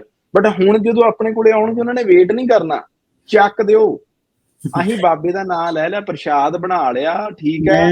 ਮੈਂ ਤੁਹਾਨੂੰ ਇਹਦੇ 'ਚ ਗੱਲ ਦੱਸਦਾ ਜੀ, ਦੇਖੋ ਵੀ ਆਪਣੇ ਬਹੁਤ ਇੱਕ ਅਜ਼ੀਜ਼ ਮਿੱਤਰ ਹੈਗੇ, ਲਾਇਰ ਹੈਗੇ, ਜਿਹੜੇ ਆਪਣੇ ਨਾਲ ਰਿਟ ਆਫ ਮੈਂਡਮਸ ਵਾਲਾ ਵੀ ਕਈ ਵਾਰੀ ਕੰਮ ਕਰਦੇ ਆ, ਹੋਰ ਵੀ ਜਿਹੜੇ ਫੈਡਰਲ ਕੋਰਟ ਦੇ ਹੁੰਦੇ ਆ। ਸੋ ਉਹਨਾਂ ਨੇ ਇਹ ਰੱਖਿਆ ਹੋਇਆ ਵੀ ਤੁਸੀਂ ਜੇ ਆਪਣਾ ਸਬਮਿਸ਼ਨ ਆਪ ਲਿਖਣਾ ਚਾਹੁੰਦੇ ਹੋ ਨਾ, ਤੁਸੀਂ ਲਿਖਣਾ ਵੀ ਇੱਕ ਕੇਸ ਲਾਅ ਦੱਸਣ ਦੇ, ਇੱਕ ਤੁਸੀਂ ਸਾਨੂੰ ਸਿਚੁਏਸ਼ਨ ਦੱਸੋ, ਇੱਕ ਕੇਸ ਲਾਅ ਦੱਸਣ ਦਾ $150 ਲਵਾਂਗੇ ਇੱਕ। ਹੁਣ ਉਹ ਰਿਸਰਚ ਕਰਨ ਦੇ ਵਿੱਚ ਮਤਲਬ ਆਪਣੀ ਫਾਈਲ ਦੇ ਵਿੱਚ 5-7 ਕੇਸ ਲਾ ਆਪਾਂ ਇੱਧਰੋਂ ਉੱਧਰੋਂ ਵੀ ਤੁਹਾਡੀ ਸਿਚੁਏਸ਼ਨ ਦੇ ਨਾਲ ਉਹ ਰਿਸਰਚ ਕਰਨ ਨੂੰ ਟਾਈਮ ਲੱਗਦਾ। ਬੇਸਿਕਲੀ ਉਸੇ ਦਾ ਮੁੱਲ ਹੈ, ਉਹ research specific to your file ਆ, ਕਾਪੀ ਪੇਸਟ ਨਹੀਂ ਹੋ ਰਹੀ। ਜੇ ਕਾਪੀ ਪੇਸਟ ਕਰਨੀ ਹੋਵੇ ਫਿਰ ਤਾਂ ਆਪਾਂ ਸਬਮਿਸ਼ਨ ਮੈਂ ਚੱਕ ਕੇ ਇੱਧਰੋਂ ਇੱਧਰ ਹੀ ਸਿੱਟਣੀ ਆ। ਗੱਲ ਉਹ ਆ ਵੀ ਉਹ ਜਦੋਂ ਰਿਸਰਚ ਕਰਨਾ ਪੈਂਦਾ ਤੁਹਾਡੇ ਕੇਸ ਦੇ ਸਪੈਸੀਫਿਕ ਕਿਹੜੇ ਫੈਡਰਲ ਕੋਰਟ ਦੇ ਵਿੱਚ ਪੋਜ਼ਿਟਿਵ ਕੇਸ ਲਾਏ ਨੇ, ਉਹਨੂੰ ਟਾਈਮ ਲੱਗਦਾ। ਇਹ ਤਾਂ ਬਾਈ ਐਂ ਕਹਿੰਦੇ ਆ ਵੀ ਸਾਡੀਆਂ 3-4 ਪਹਿਲਾਂ ਰਿਫਿਊਜ਼ਲ ਆਈਆਂ, ਉਹਨੇ 15 ਦਿਨਾਂ 'ਚ ਫਾਈਲ ਲਾਤੀ ਆ ਵੀਰੇ। ਮੈਂ ਕਿਹਾ ਵੀ ਹੱਥ ਜੁੜਦੇ ਆ, ਠੀਕ ਹੈ 15 ਦਿਨਾਂ 'ਚ ਤਾਂ ਅਸੀਂ ਕਰਦੇ ਨਹੀਂ ਕਿਉਂਕਿ ਸਾਡਾ ਆਪਦਾ ਟਰੈਕ ਰਿਕਾਰਡ ਖਰਾਬ ਹੁੰਦਾ। ਕੱਲ ਨੂੰ ਆਪਾਂ ਜਰਨਲਾਈਜ਼ ਇੱਕ ਗੱਲ ਕਰਦੇ ਹਾਂ ਵੀ ਜੋ ਪੰਜਾਬ ਦੇ ਵਿੱਚ ਚੱਲ ਰਿਹਾ, 2 ਮਿਥਸ ਨੇ। ਇੱਕ ਤਾਂ ਆਮ ਹਰੇਕ ਫਾਈਲ ਬਾਰੇ ਆ, ਵਿਜ਼ਟਰ ਵੀਜ਼ਾ ਹੋ ਜੇ, ਕੁਛ ਵੀ ਹੋ ਜੇ, ਫਲਾਣਾ ਹੋ ਜੇ, ਮਤਲਬ ਉੱਥੇ ਉਹ ਕਹਿੰਦੇ ਆ ਜੀ ਬਸ ਫਿੰਗਰ ਪ੍ਰਿੰਟਿੰਗ ਹੋ ਗਈ ਆਪਣਾ ਤਾਂ ਆ ਗਿਆ। ਮੈਂ ਉਹਨਾਂ ਨੂੰ ਕਹਿੰਦਾ ਹੁੰਦਾ ਵੀ ਤੁਸੀਂ ਸੜਕ ਤੇ ਤੁਰਿਆ ਜਾਂਦਾ ਕੋਈ ਰੇਹੜੀ ਵਾਲਾ ਫੜੋ, ਉਹਦੀ ਫਾਈਲ ਲਾ ਦਿਓ, ਫਿੰਗਰ ਪ੍ਰਿੰਟਿੰਗ ਤਾਂ ਉਹਨੇ ਉਹਨਾਂ ਦੇ ਵੀ ਕਰਵਾ ਲੈਣੇ ਆ, ਭਾਵੇਂ ਫਾਈਲ ਦੇ ਵਿੱਚ ਕੁਛ ਵੀ ਨਾ ਕਰੋ, ਕੱਲੀ ਐਪਲੀਕੇਸ਼ਨ ਭਰ ਕੇ ਲਾ ਦਿਓ। ਫਿੰਗਰ ਪ੍ਰਿੰਟ ਮੈਂ ਥੋੜਾ ਜਿਹਾ ਰੋਕਣਾ ਚਾਹੂੰਗਾ। ਕੱਲ ਤੁਸੀਂ ਮੈਨੂੰ ਨਾ ਇੱਕ ਟਿਪ ਸ਼ੇਅਰ ਕੀਤੇ ਆ, ਠੀਕ ਹੈ, ਆਪਣੇ ਕਲਾਇੰਟ ਦੇ, ਤੇ ਉਹਦੇ ਵਿੱਚ ਪਰਪਸ ਆਫ ਵਿਜ਼ਿਟ ਲਿਖਿਆ ਹੀ ਨਹੀਂ, ਸਟੇਟਮੈਂਟਾਂ ਹੀ ਲਾ ਕੇ ਉਹ ਤੋਂ ਪੈਸੇ ਲੈ ਲਏ। ਉਹੀ ਆ ਨਾ ਵੀ ਉਹ ਉੱਥੇ ਤੇ ਦੂਜਾ ਫਾਈਲ ਸਬਮਿਸ਼ਨ ਵਾਲਾ ਵੀ ਉਹ ਤਾਂ ਜੀ ਉਹਨਾਂ ਨੇ ਤਾਂ ਜੀ 5 ਦਿਨਾਂ 'ਚ ਕਰਤੀ, ਠੀਕ ਆ ਕਰਤੀ ਹੋਊਗੀ। ਪਰ ਮਸਲਾ ਇਹ ਆ ਵੀ ਸਾਡੀ ਕ੍ਰੈਡੀਬਿਲਿਟੀ ਇਸ ਚੀਜ਼ ਤੇ ਚੱਲ ਰਹੀ ਆ ਵੀ ਹਾਂ ਵੀ ਆਪਣੀ ਰਿਫਿਊਜ਼ਲ ਨਾ ਆਵੇ, ਸਾਨੂੰ ਇਸ ਚੀਜ਼ ਨਾਲ ਬਹੁਤ ਫਰਕ ਪੈਂਦਾ ਵੀ ਕੱਲ ਨੂੰ ਜਦੋਂ ਇਹ ਕਹਿਣਾ ਪਊਗਾ ਵੀ ਹਾਂ ਵੀ ਸਾਡੀ ਇੱਕ ਫਾਈਲ ਰਿਫਿਊਜ਼ ਹੋ ਗਈ, ਉਹ ਸਾਡੇ ਵਾਸਤੇ ਬਾਹਲੀ ਮਾੜੀ ਗੱਲ ਆ। ਹਾਂ ਤੁਸੀਂ ਸਾਨੂੰ ਇਹ ਕਹੋ ਵੀ ਅਸੀਂ ਤਾਂ ਇੰਨੀ ਛੇਤੀ ਫਾਈਲ ਲਵਾਉਣੇ ਆ, ਜੇ ਨਹੀਂ ਲਾਉਂਦੇ ਤਾਂ ਅਸੀਂ ਵਾਪਸ ਲੈ ਜਾਂਦੇ ਆ, ਤੁਸੀਂ ਵਾਪਸ ਲੈ ਜਾਓ, ਸਾਨੂੰ ਉਹ ਜ਼ਿਆਦਾ ਸੌਖਾ ਕੰਮ ਆ ਬਜਾਏ ਇਹਦੇ ਕਿ ਤੁਸੀਂ ਕੱਲ ਨੂੰ ਕਹੋ ਵੀ ਸਾਡੀ ਰਿਫਿਊਜ਼ਲ ਤੁਹਾਡੇ ਕਰਕੇ ਆ ਗਈ। ਬਾਈ ਉਹੀ ਗੱਲ ਆ ਨਾ ਕਿ ਸਬਰ ਆ ਨਾ, ਜਿਹੜਾ ਸਬਰ ਬੰਦੇ ਨੂੰ ਬਹੁਤ ਰੱਖਣਾ ਚਾਹੀਦਾ। ਹੁਣ ਠੀਕ ਹੈ ਤੁਸੀਂ ਲਾਅ ਦੀ ਸਟੱਡੀ ਕੀਤੀ ਆ, ਹਰ ਇੱਕ ਚੀਜ਼ ਨੂੰ, ਠੀਕ ਹੈ ਮੈਂ ਵੀ ਸਮ ਟਾਈਮ ਤੁਹਾਡੇ ਤੋਂ ਪੁੱਛਦਾ ਹੁੰਦਾ, ਤੁਸੀਂ ਆਲਵੇਜ਼ ਮੈਨੂੰ ਗਾਈਡ ਕਰਦੇ ਹੋ, ਠੀਕ ਹੈ ਵੀ ਸਿਮਰ ਇੱਦਾਂ ਨਹੀਂ, ਆਹ ਚੀਜ਼ ਇੱਦਾਂ ਹੁੰਦੀ ਹੈ, ਇੱਦਾਂ ਹੁੰਦੀ ਆ।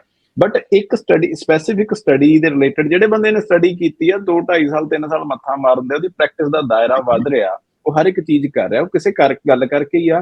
ਹੁਣ ਜਿਹੜੇ ਇੰਡੀਆ ਬੈਠੇ ਆ, ਮੈਂ ਸ਼ਰਤ ਲਾ ਕੇ ਕਹਿਣਾ ਬਾਈ ਕੋਈ ਵੀ ਬੰਦਾ ਮੇਰੀਆਂ ਮੈਂ ਵੀਡੀਓ ਹਟਾ ਦੇਣਾ ਕੁਝ ਕਵਰ ਲੈਟਰ ਵਾਲੀਆਂ, ਇਹਨਾਂ ਨੂੰ ਕਵਰ ਲੈਟਰ ਦਾ ਪਤਾ ਹੀ ਨਹੀਂ ਸੀਗਾ ਵੀ ਕਵਰ ਲੈਟਰ ਹੁੰਦਾ ਕੀ ਆ। ਹੁਣ ਕਵਰ ਲੈਟਰ ਲਿਖਾਓ, ਹੁਣ ਉਹ ਅੱਧੇ ਫਾਈਲਾਂ ਕਿਸੇ ਦੀਆਂ ਚੋਰੀ ਕਰਕੇ, ਉਹ ਐਕਸਪੈਰੀਮੈਂਟ ਵਾਲੀ ਗੱਲ ਹੈ ਵੀ ਠੀਕ ਹੈ ਜੇ ਬਣ ਗਿਆ ਕੁਝ ਤੇ ਠੀਕ ਹੈ, ਨਹੀਂ ਤੇ ਫਿਰ ਹੈਗੇ ਤਾਂ ਹੈਗੇ ਹੀ ਆ, ਘਰੋਂ ਘਰੀ ਹੋ ਜਾਓ। ਦੇਖੋ ਗੱਲ ਇਹ ਆ ਵੀ ਸਿੱਧੀ ਫਾਈਲ ਆ ਉਹ ਨਿਕਲ ਕਿਸੇ ਦੀ ਵੀ ਸਕਦੀ ਆ, ਆਪਾਂ ਇਹ ਨਹੀਂ ਕਹਿੰਦੇ ਵੀ ਪੰਜਾਬ ਵਾਲੇ ਦੀ ਕਿਸੇ ਦੀ ਫਾਈਲ ਅਪਰੂਵ ਨਹੀਂ ਹੋਣੀ, ਪਰ ਮਸਲਾ ਉੱਥੇ ਆ ਵੀ ਜਿਹੜੀ ਫਾਈਲ ਸਕਰੂਟਨੀ 'ਚ ਚੱਲ ਗਈ ਉੱਥੇ ਪੰਜਾਬ ਵਾਲੇ ਦੀ ਫਾਈਲ ਖੜੂਗੀ ਜਾਂ ਨਹੀਂ ਖੜੂਗੀ ਬਸ। ਕਿਉਂਕਿ ਸਾਰੀਆਂ ਫਾਈਲਾਂ ਨੇ ਜਿਹੜੀਆਂ ਉਹ ਸਾਰੀਆਂ ਇੱਕੋ ਜਿਹੇ ਆਫਿਸਰ ਨਹੀਂ ਹੁੰਦੇ, ਇੱਕੋ ਜਿਹੇ ਆਫਿਸਰ ਦੀ ਸਿਚੁਏਸ਼ਨ ਨਹੀਂ ਹੁੰਦੀ। ਆਫਿਸਰ ਕਈ ਵਾਰੀ ਕਾਹਲੀ 'ਚ ਹੁੰਦਾ, ਉਹ ਕਹਿੰਦਾ ਚੱਲ ਛੱਡ ਯਾਰ ਇਹਨੂੰ ਕਰ, ਮੈਂ 4 ਚੀਜ਼ਾਂ ਦੇਖ ਲਈਆਂ ਠੀਕ ਆ।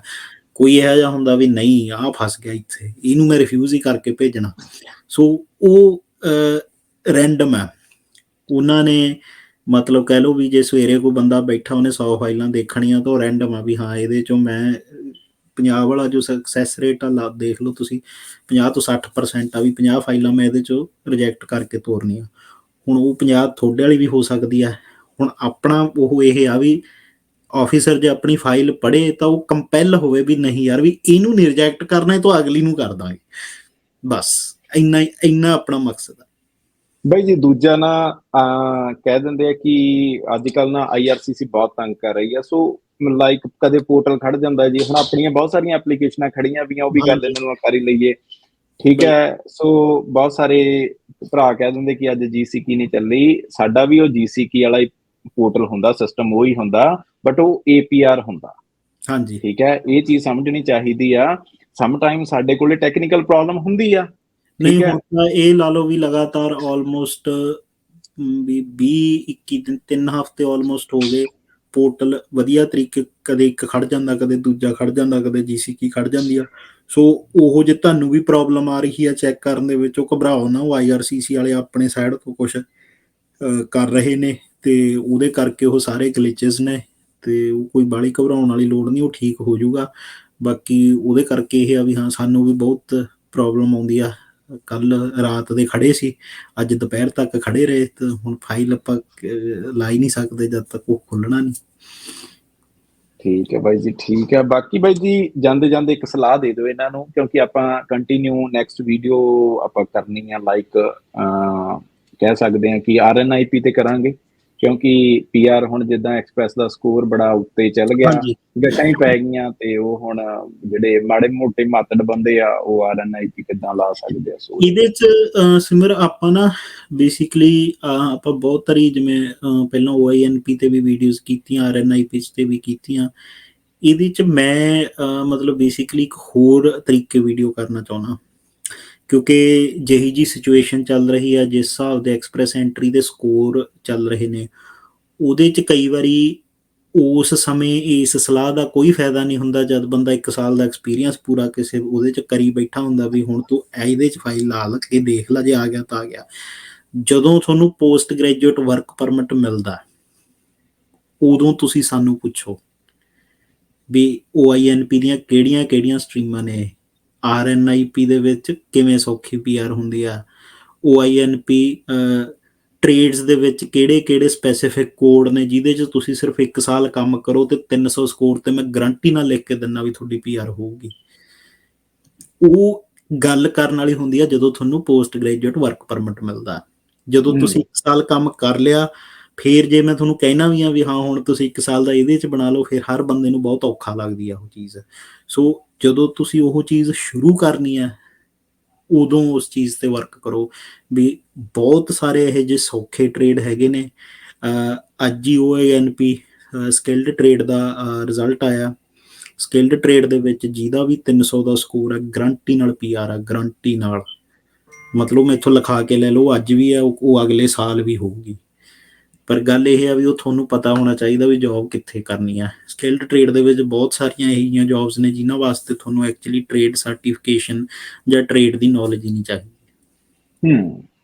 ਸੋ ਵੀ ਆਪਾਂ ਥੋੜ੍ਹਾ ਜਿਹਾ ਫੋਕਸ ਉਸ ਚੀਜ਼ 'ਤੇ ਕਰਦੇ ਹਾਂ ਵੀ ਵੀਡੀਓਜ਼ ਦੇ ਵਿੱਚ ਵੀ ਜਦੋਂ ਤੁਸੀਂ ਸ਼ੁਰੂ ਕਰਨਾ, ਉਦੋਂ ਤੋਂ ਹੀ ਹੁਣ ਤੁਹਾਨੂੰ ਸੋਚਣਾ ਪੈਣਾ, ਕਿਉਂਕਿ ਜਿਹੜਾ ਹਨੀਮੂਨ ਪੀਰੀਅਡ ਸੀ ਕੋਵਿਡ ਵਾਲਾ, 75 ਦੇ ਡਰੋ ਵਾਲਾ, ਅਤੇ ਇਕੱਲੇ CEC ਵਾਲਾ, ਉਹ ਲੰਘ ਗਿਆ। ਇੱਕ TR to PR ਅਗਸਤ ਦੇ ਵਿੱਚ ਖਬਰਾਂ ਨੇ, ਆਪਾਂ ਉਹਦੇ 'ਤੇ ਵੀ ਗੱਲ ਕਰਨੀ ਆ। ਉਹ ਹੋ ਸਕਦਾ ਲਾਸਟ ਚਾਂਸ ਹੋਵੇ ਇਹੋ ਜਿਹੀ ਕਿਸੇ ਸਟਰੀਮ ਦਾ। ਉਹ ਤੋਂ ਬਾਅਦ ਜਿਹੜੇ ਅਗਲੇ ਸਾਲ ਦੇ ਵਿੱਚ ਗ੍ਰੈਜੂਏਟ ਹੋ ਰਹੇ ਨੇ ਜਾਂ ਅੱਗੇ ਜਾ ਕੇ ਜੇ ਉਹ ਕਰਨਗੇ, ਉਹਨਾਂ ਸਾਰਿਆਂ ਨੂੰ ਬਹੁਤ ਸੋਚ ਸਮਝ ਕੇ ਪਹਿਲਾਂ ਤੋਂ ਚੱਲਣਾ ਪੈਣਾ, ਫੇਰ ਜਾ ਕੇ PR ਵਾਲਾ ਸਿਸਟਮ ਆਊਗਾ। ਕਿਉਂਕਿ ਹੁਣ ਨੋਵਾ ਸਕੋਸ਼ੀਆ ਹੋਰੀ ਵੀ ਹੱਥ ਖੜੇ ਕਰ ਗਏ ਵੀ ਪਹਿਲਾਂ ਐਕਸਪੀਰੀਅੰਸ ਲੈ ਕੇ ਨੋਵਾ ਸਕੋਸ਼ੀਆ ਪਹੁੰਚ ਜਾਂਦੇ ਸੀ। ਉਹ ਵੀ ਕਹਿੰਦੇ ਵੀ ਜੇ ਸਾਡੇ ਕੋਲ ਪੜ੍ਹੋਗੇ ਤਾਂ ਆਇਓ, ਨਹੀਂ ਸਤਿ ਸ੍ਰੀ ਅਕਾਲ। ਸੋ ਬੇਸਿਕਲੀ ਇਹ ਮਸਲੇ ਆਪਾਂ ਆਉਣ ਵਾਲੀਆਂ ਵੀਡੀਓਜ਼ ਦੇ ਵਿੱਚ ਕਰਾਂਗੇ ਡਿਸਕਸ। ਠੀਕ ਹੈ ਬਾਈ ਜੀ, ਤੁਸੀਂ ਆਏ ਹੋ, ਟਾਈਮ ਕੱਢਿਆ, ਠੀਕ ਹੈ। ਤੇ ਬਾਕੀ ਅਸੀਂ ਸਾਰੀਆਂ ਸਟੱਡੀ ਵੀਜ਼ਾ ਤੋਂ ਲੈ ਕੇ PR ਸਿਟੀਜ਼ਨਸ਼ਿਪ ਤੱਕ ਅਸੀਂ ਸਾਰੀਆਂ ਸਰਵਿਸਿਜ਼ ਪ੍ਰੋਵਾਈਡ ਕਰਦੇ ਹਾਂ। ਤੁਸੀਂ ਸਾਡੇ ਨਾਲ ਕੰਟੈਕਟ ਕਰ ਸਕਦੇ ਹੋ। ਬਟ ਸਾਡੇ ਕੰਸਲਟੇਸ਼ਨ ਚਾਰਜਸ ਜਿਹੜੇ ਅਪਲਾਈ ਹੁੰਦੇ ਆ $100 ਵਾਸਤੇ, ਠੀਕ ਹੈ। ਉਹ ਤੁਸੀਂ ਨੰਬਰ ਦਿੱਤਾ ਹੋਇਆ, ਉਸ 'ਤੇ ਜਾ ਕੇ ਤੁਸੀਂ ਕਰ ਸਕਦੇ ਹੋ, ਠੀਕ ਹੈ। ਤੇ ਬਾਕੀ ਤਾਂ ਬਾਈ ਜੀ ਫਿਰ ਹੁਣ ਘਰੋਂ ਘਰੀ ਹੋਈਏ ਟਾਈਮ ਨਾਲ। ਤੇ ਧੰਨਵਾਦ ਬਾਈ ਜੀ, ਸਤਿ ਸ਼੍ਰੀ ਅਕਾਲ। ਤੁਸੀਂ ਆਏ ਹੋ, ਟਾਈਮ ਕੱਢਿਆ, ਤੇ ਜਿਉਂਦੇ ਵਸਦੇ ਰਹੋ। ਤੇ ਹੁਣ ਕਿਤੇ ਇੰਡੀਆ ਨਾ ਫਰਾਰ ਹੋ ਜਾਓ, ਕਿਉਂਕਿ ਤੁਸੀਂ ਇੰਡੀਆ ਦਾ ਕੀ ਪਤਾ ਕਿਹੜੇ ਵੇਲੇ ਜਹਾਜ਼ ਡਾ ਦੇਣਾ। ਕਿਉਂਕਿ ਜਿਵੇਂ ਇੰਡੀਆ ਵਾਲੇ ਏਜੰਟ ਨਹੀਂ ਆਉਂਦੇ ਹੁੰਦੇ ਇੱਥੇ, ਇੱਕ ਕਮਰੇ ਜਿਹੇ 'ਚ ਬਹਿ ਕੇ 2-4 ਕਾਲਜਾਂ ਦੇ ਸਾਹਮਣੇ ਵੀਡੀਓ ਜੀ ਬਣਾ ਲੈਂਦੇ। ਮੈਂ ਕਹਿੰਦਾ ਬਈ ਯਾਰ ਆਪਾਂ ਵੀ ਕੰਮ ਚੱਕ ਦਈਏ ਯਾਰ, 4-5 ਕਾਲਜਾਂ ਦੇ ਅੱਗੇ ਜਾ ਕੇ ਖੜ ਕੇ ਵੀਡੀਓ ਪਾ ਦੇ। ਕਾਲਜ ਤਾਂ ਇੱਥੇ ਨਿਆਗਰਾ ਕਾਲਜ ਤਾਂ ਨੇੜੇ ਹੀ ਆ ਮੇਰੇ ਘਰ ਦੇ, ਮੈਂ ਰੋਜ਼ ਉੱਥੇ ਹੀ ਸਾਹਮਣੇ। ਜਾ ਉੱਥੇ ਐਂ ਜੇ ਕਰਕੇ ਹੱਥ ਐਂ ਜੇ ਕਰਕੇ, ਠੀਕ ਹੈ, ਪਿੱਛੇ ਮਾਹੌਲ ਜਿਹਾ ਬਣਾ ਲਿਆ, ਚੱਕ ਦਾ ਕੰਮ ਹੈ ਵੀ ਇਹ ਕਾਲਜ ਆਪਣਾ ਹੀ। ਕਿਉਂਕਿ ਬੜੇ ਸਾਰੇ ਕੰਸਲਟੈਂਟ ਇਹ ਕੰਮ ਤੋਰ ਲਿਆ ਉਹਨਾਂ ਨੇ, ਠੀਕ ਹੈ।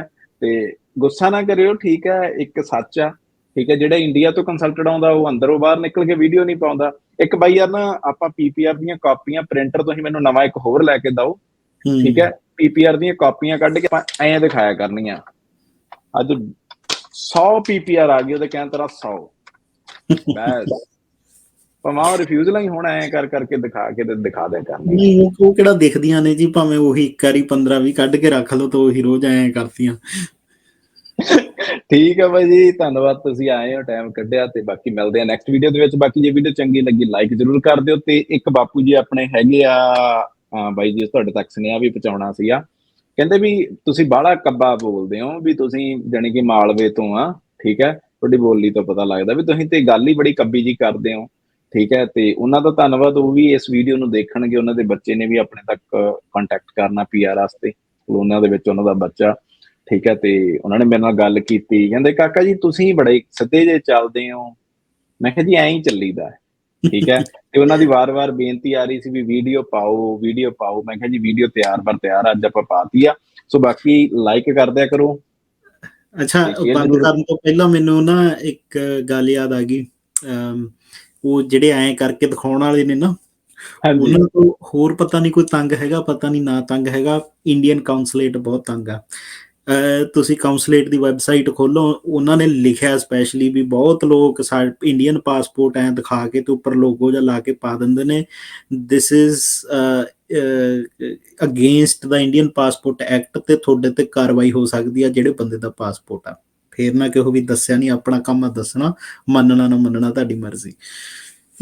ਬਾਈ ਫੇਰ ਉਹਨਾਂ ਨੇ ਐ ਕਹਿਦਾ ਕਰਨਾ ਵੀ ਯਾਰ ਐ ਨਹੀਂ, ਐ ਕਹਿਤਾ ਹੀ, ਠੀਕ ਹੈ। ਫੇਰ ਮੈਂ ਨਹੀਂ ਕਿਹਾ ਵੀ ਤੁਸੀਂ ਇੰਡੀਅਨ ਐਮਬੈਸੀ ਦੀ ਕਾਉਂਸਲੇਟ ਦੀ ਸਾਈਟ ਖੋਲ ਕੇ ਦੇਖ ਲਓ, ਉੱਥੇ ਉਹਨਾਂ ਨੇ ਨੋਟਿਸ ਚਿਪਕਾਇਆ ਹੋਇਆ। ਠੀਕ ਹੈ ਬਾਈ ਜੀ, ਲਾ ਦੇਣਾ ਮੈਂ ਉਹ ਵੀ ਸਟਿੱਕੀ ਨੋਟਸ ਇੱਥੇ। ਤੇ ਬਾਕੀ ਬਹੁਤ ਬਹੁਤ ਧੰਨਵਾਦ ਬਾਈ ਜੀ, ਤੁਸੀਂ ਆਏ ਟਾਈਮ ਕੱਢਿਆ। ਤੇ ਬਾਕੀ ਨੈਕਸਟ ਵੀਡੀਓ ਕਰਦੇ ਆ। ਬਾਕੀ ਵੀਡੀਓ ਚੰਗੀ ਲੱਗੀ ਲਾਈਕ ਕਰ ਦਿਓ, ਸ਼ੇਅਰ ਕਰ ਦਿਓ, ਤੇ ਜਾਂਦੇ ਜਾਂਦੇ ਚੈਨਲ ਜ਼ਰੂਰ ਸਬਸਕ੍ਰਾਈਬ